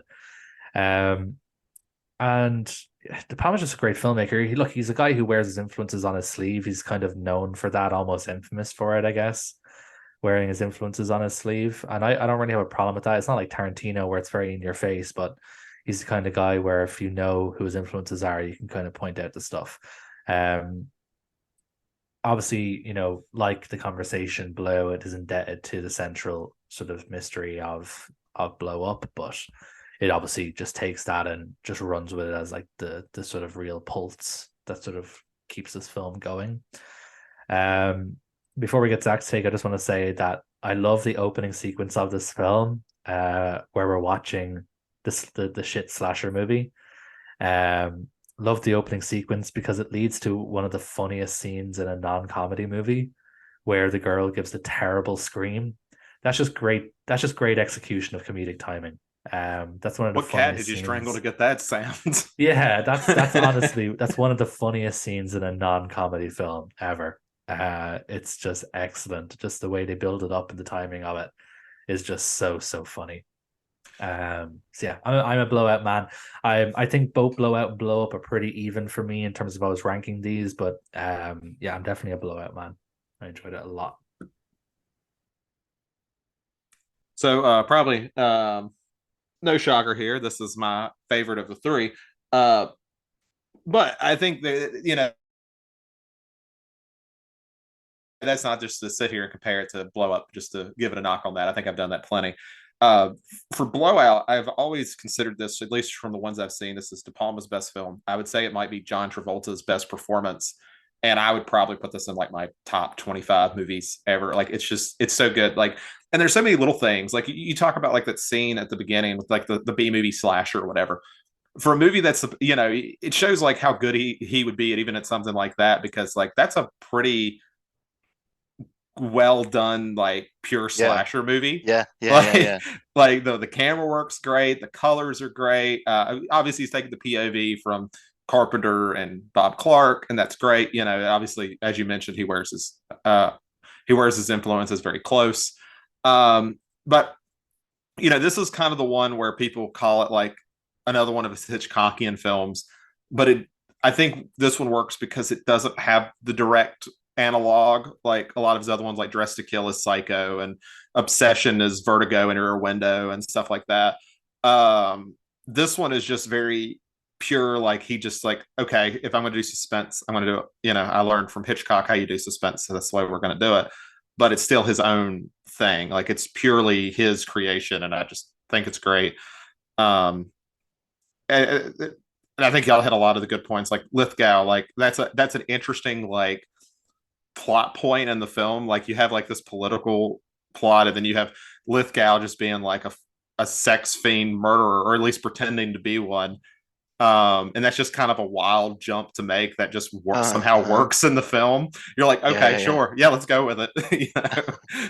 And I think, we'll probably get into this more, but he had received a lot of criticism in his career at this point for, essentially making schlock. And I almost feel like the beginning is this idea of like, if you want to see what schlock looks like, this is what it looks like. I don't make schlock.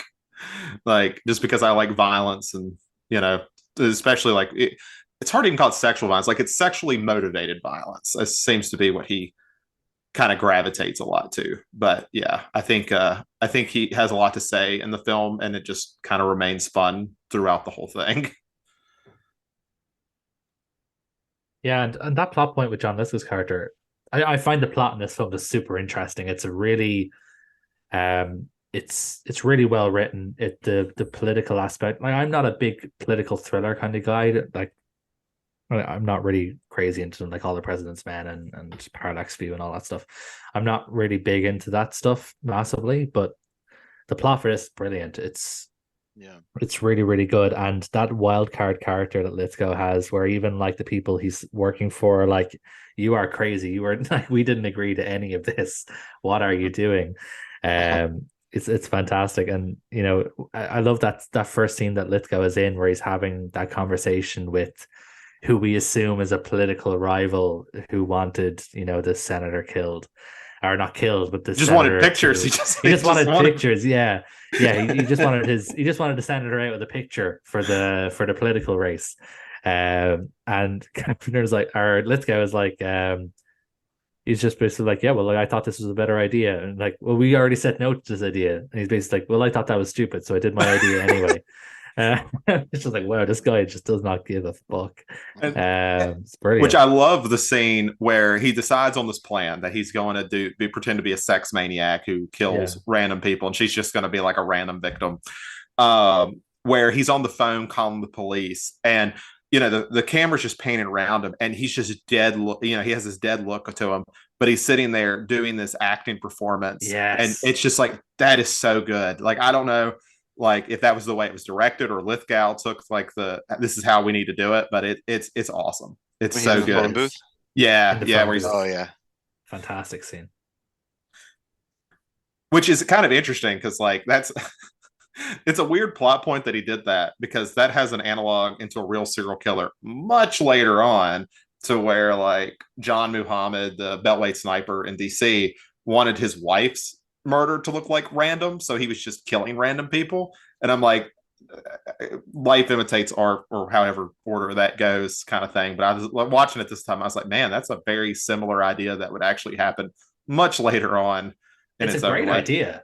To be fair, in terms of like, if you're trying to cover up a specific murder of one person, what better way to do it than to make it look like a bunch of random murders? So like, it's a genius plan, to be fair. Yeah. And I mean, and it almost seems like something like, the thing I kind of like about how the government's portrayed in this is they have no idea what they're doing. Like, it's not like there's like, it's not like JFK, where it's like this idea of, oh, well, these are the masterminds of, America planning it. This is like, they have no control over what's going on. This just kind of got over everybody's heads, and it's just all just sort of happening now. Like, there isn't this great conspiracy, because this, like, there was, but it wasn't supposed to be like this. Yeah. It was just supposed to be, oh, look, the governor like cheats on his wife with some 20-year-old girl. Like, it's way out of hand. Yeah, it's like, oh, now we're dealing with, an assassination, basically, and we're trying to make sure that doesn't get out, because that was not a plan. We weren't planning to assassinate anybody. And it's almost like they're, the only two people who really know what they're doing in this film to a degree is the two people who are kind of out of control in the whole thing, which is like Lithgow. He knows what he's doing. He shouldn't be doing any of it, but he knows what he's doing. And, and then you have Travolta's character, who is very much understands what's like going on, like from the technical side of things. Like when he's talking to the police, he's like, no, I heard a bang, and then I heard the blowout. And the guy's like, oh, it was just an echo. He's like, no, I'm a sound engineer. Like, I know the difference. And the guy's just like, it's whatever. Yeah. But I assume that was part of the cover up, right? Like, because they were trying to. I mean, I'm sure it's part of it. Like, just ignore all this, or, you don't even have to get like deep into like paying people off or anything. It's just like, this guy doesn't know what he's talking about. He's obviously, traumatized, and he just went through an ordeal. He's going to say all sorts of things. I see. Yeah, and police are like that anyway. Like, if you say like, this is what happened, like, well, this isn't what happened. We've already kind of figured out what's going on here. And that basically becomes the basis of Lithgow's plan. He's going to get rid of Nancy Allen and make John Travolta look like a nut. Mm-hmm. He gets rid of the recordings, and, well, he at least tries to sort of get rid of all the recordings and things like that. He's just going to try and make John Travolta's character just look like a conspiracy nut. He's going to get rid of all the evidence of an actual assassination plot by getting rid of the only person who was there to actually witness the blowout, other than Travolta in Nancy Allen's character. Once you get rid of her, then all there's left is John Travolta, because Nancy Allen's character wasn't in the police report purposely, because they were trying to cover up the fact that, he was hanging out with a lady of the night, or what have you. So she's not in any police reports. She's not in any sort of official sort of relaying of the story to the press. So the only person who thinks something different is going to be John Travolta's character, and everyone's just going to discredit him as some conspiracy loon, which I'm sure again all comes from is influenced by the Kennedy stuff and Watergate and everything like that. I'm sure all of that is an influence here as well. Yeah, I mean, especially because this is we're it's interesting talking about one of these films from each decade. We got the 60s, 70s, and the 80s, but this is all from when presidents having secrets greatly decreases because of the technology available. Yeah. Like, photography, of course, has been around forever, but the idea of, having your own 35 millimeter was, still wasn't new, but more people had them. More people were doing it as a profession. And then you get into the 70s where you have the wiretapping. And then you get into the 80s where you have tons of tech that just, they have videotape evidence. They have this audio evidence and everything else. And it's interesting to kind of see like there's this almost like this lack of secrets that can really happen, and just really the government trying their best to keep it under wraps. And it's interesting what Blowout does as well, because it takes the two mediums from the two previous films and puts them together. We have the photography aspect of it from Blow Up, where because he has Manny's film that he takes literally individual snapshots, and then he takes his own sound recording similar to the conversation, and John Travolta's character puts them both together. He takes the images and he takes the sound, so he takes the two mediums from the two previous films and puts them all together to kind of create his sort of proof of a crime. Yeah, that's a great point. I like that, actually. I hadn't really thought about that, but it's almost like he's giving a nod to these two films. Yeah, I was just gonna say though, in terms of the cool tech, culturally by 81, Bond was like well entrenched, right? And what's that guy, Q, that always brings up like all the interesting tech. Mm-hmm. Yeah. And so, the audiences probably were, I think De Palma probably knew this too. They were probably wanting to see some cool tech. If you're going to bring in a sound engineer, you have to have some interesting things in sound that you're talking about, right? I think Coppola does it more in the conversation. It's more of like a techie kind of conversation. Conversation's almost more like Master and Commander, where it's like, here's the jargon. We're going to give you enough context to kind of piece it together. Where this is like, I hate to use the word straightforward, but I think it's easier to follow. Like they've almost like dumbed it down. So it's like, this should be easy. You're not going to have to concentrate too much on the tech. Just realize it's cool and it works. Well, this is it. Like by the 80s, like a lot of households have their own 8mm cameras and sort of, digital audio recorders and stuff like that. So you kind of have to, if you're going to present something like this to an audience in 1981 who are much more tech savvy than an audience from 15 years earlier, then you have to do that, really. Yeah, no, totally. I mean, because they even, by 66, or I mean, in 66, not everybody even had a TV in their home, right? But by 81, like everybody had pretty much, it was ubiquitous. Yeah, it's post Star Wars, so everybody had TVs. Yeah. Everybody had to get the VHS. Yeah, the VCR era. Yeah, VCRs that could record, so you're recording stuff at home. And I remember even doing like super basic editing stuff on VCRs. If you had like a dual head VCR. Yeah, anyways, there's all sorts of, I mean, we're at the height of the analog era, basically. Like analog. Yeah. This is, it's not like when we get into the new millennium, where we're starting to talk more about digital tech, which is basically, I think it's funny. My parents are both in their 60s. I used to be fascinated watching them do so much with like analog tech in the 90s and like things they knew how to do. And then basically once that digital age hit, they are about as dumb with technology as you'd expect of anyone in their 60s. Even though they were advanced for their time. Yeah, even though they understood it, and and I think it's just more of a mental thing. Like when you look at this analog era, my dad's very much a maintenance guy, so all that like makes sense to him. This does this, this does this, this does this. It all makes sense. This doesn't work because this is broken. I can fix that. Right.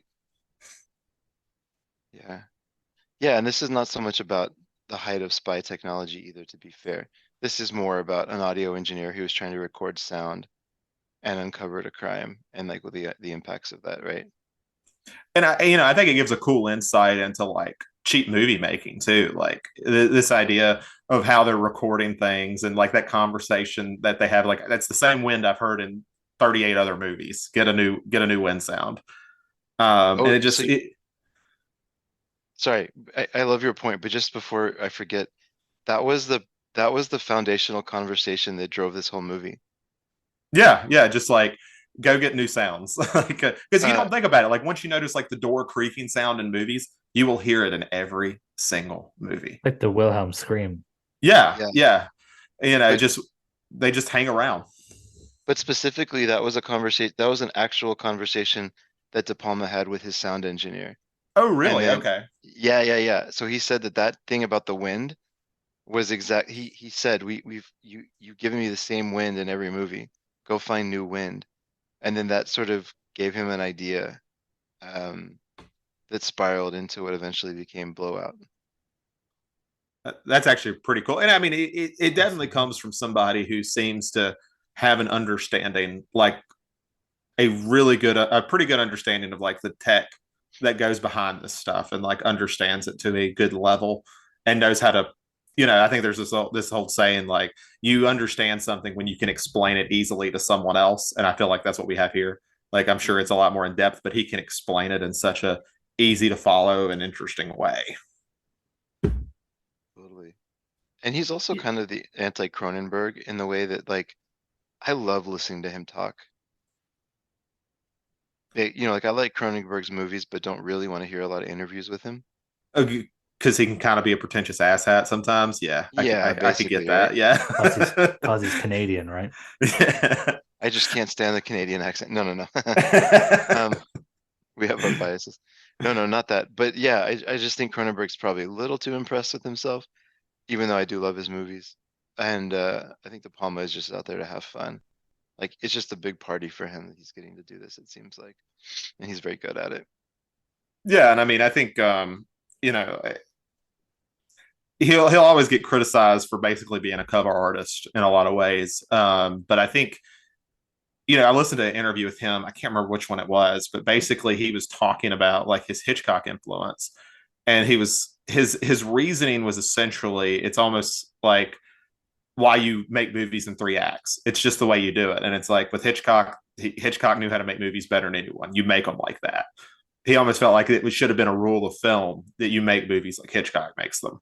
Mm, And it's interesting to hear that perspective because it's almost like, well, he's not trying to necessarily rip him off. It's more of he just believes Hitchcock found the answer on how to properly make films. yeah, yeah.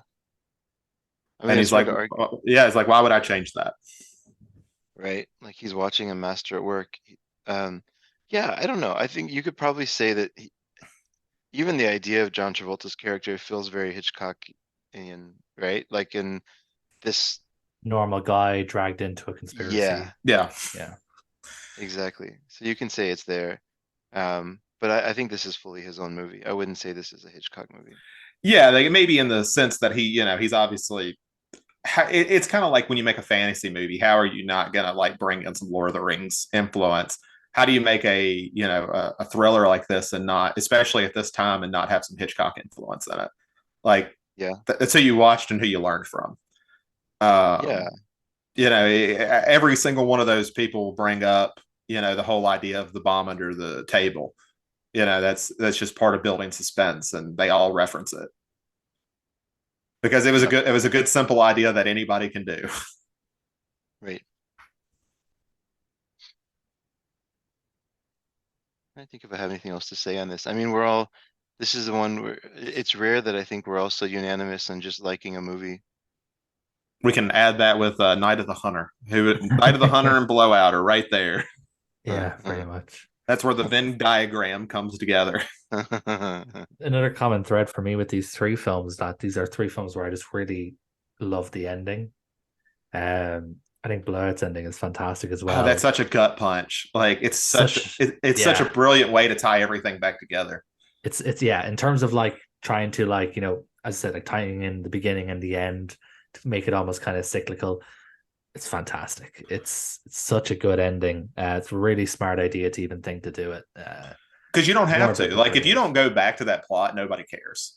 Yeah, Like, 100%. it's a setup plot. It's like, yeah, sure, you don't have to pay that off, but he does anyway. Yeah, it's like the first 5 minutes of a Simpsons episode. It's just Yeah, there to get you to the main part of the plot, and nobody gives a shit about it afterwards.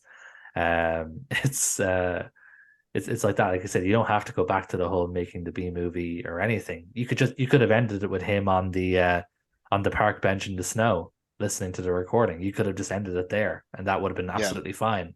right. But he didn't. He went one extra, and I think the ending is even better because of it. It's just such a brilliant and morbid, and it's just a fantastic idea to even think to do it. It's brilliant. It's a great ending.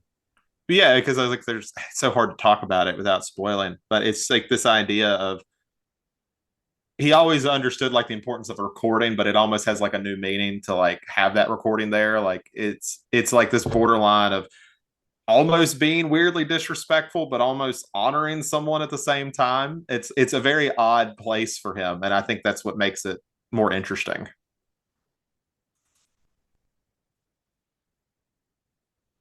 Yeah. Any final thoughts on Blowout?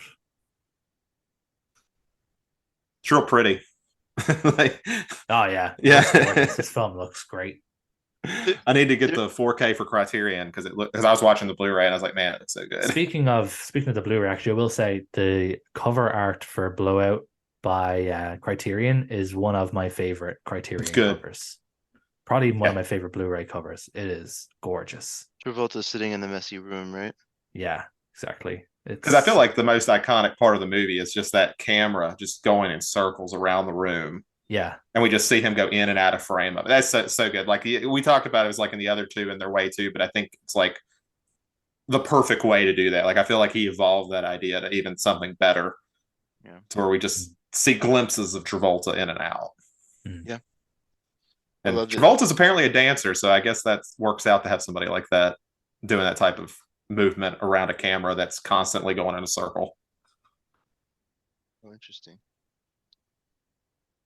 Not surprising given his filmography, I guess. Yeah, yeah.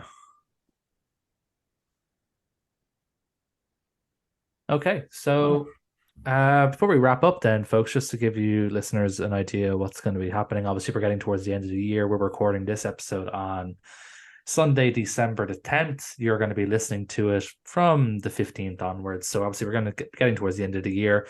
We are going to have one more episode that'll be coming out on the 22nd of December. That's going to be our 2023 wrap up episode. We're going to talk about some films we watched during the year, both on the podcast and outside of it, and just some other things that, like, kind of what we did last year, if you were around then too.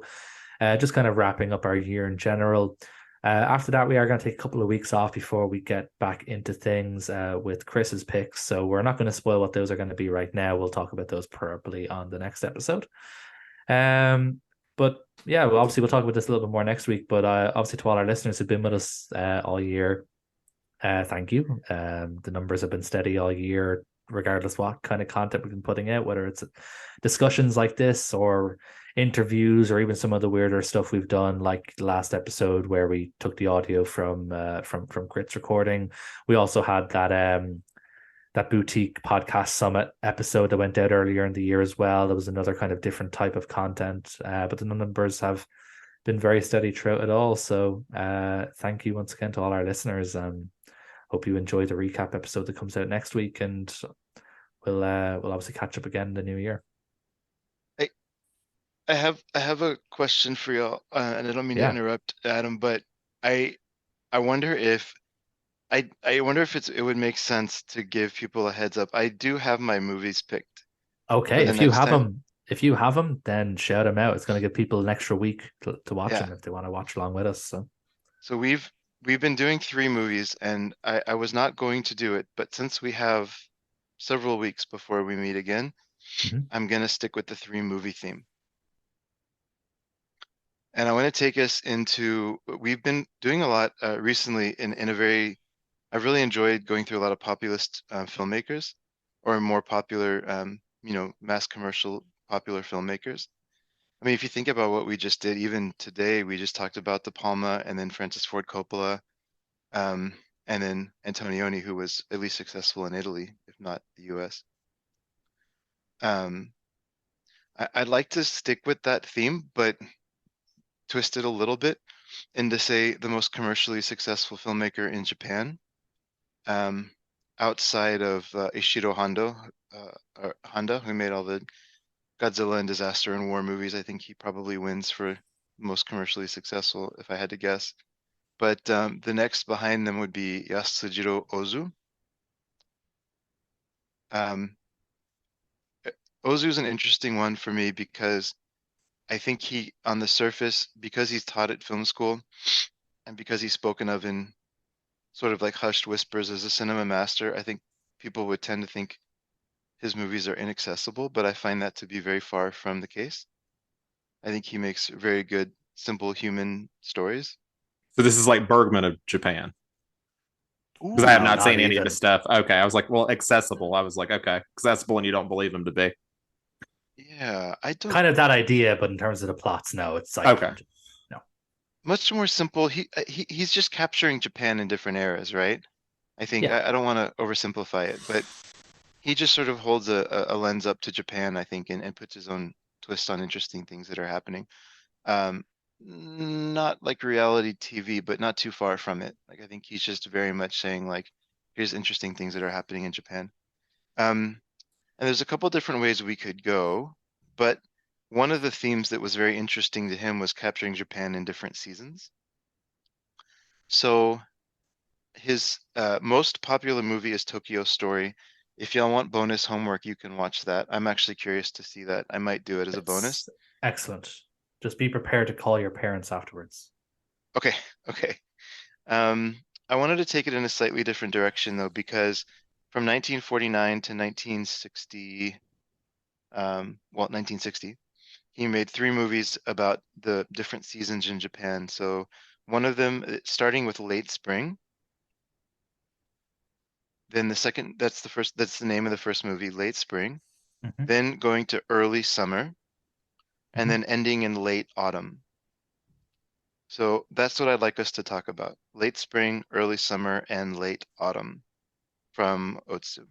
I've seen one of those. I've seen Late Spring. Great. there's apparently a movie called Early Spring as well. Is that like He He has has a several few. movies. Yeah, An Autumn Afternoon is another one as well. yeah, okay? yeah. He's big Yeah, on it's the just going seasons. through. It bothers me. Nick, There's no winter. Yeah, yeah, that's that's true. true. There's a different. We could take this in a different direction.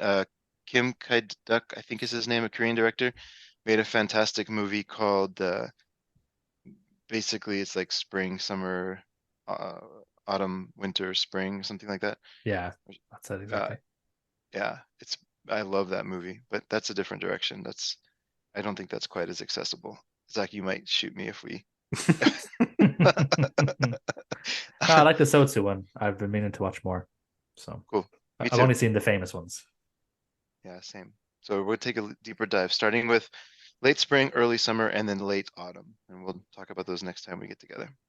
Cool. So we'll have a few weeks anyway, listeners. We probably won't be back till like the second week of January. So if you want to watch those over, if you want to spend some time with Ozu over Christmas and New Year's and what have you, then you know what to do.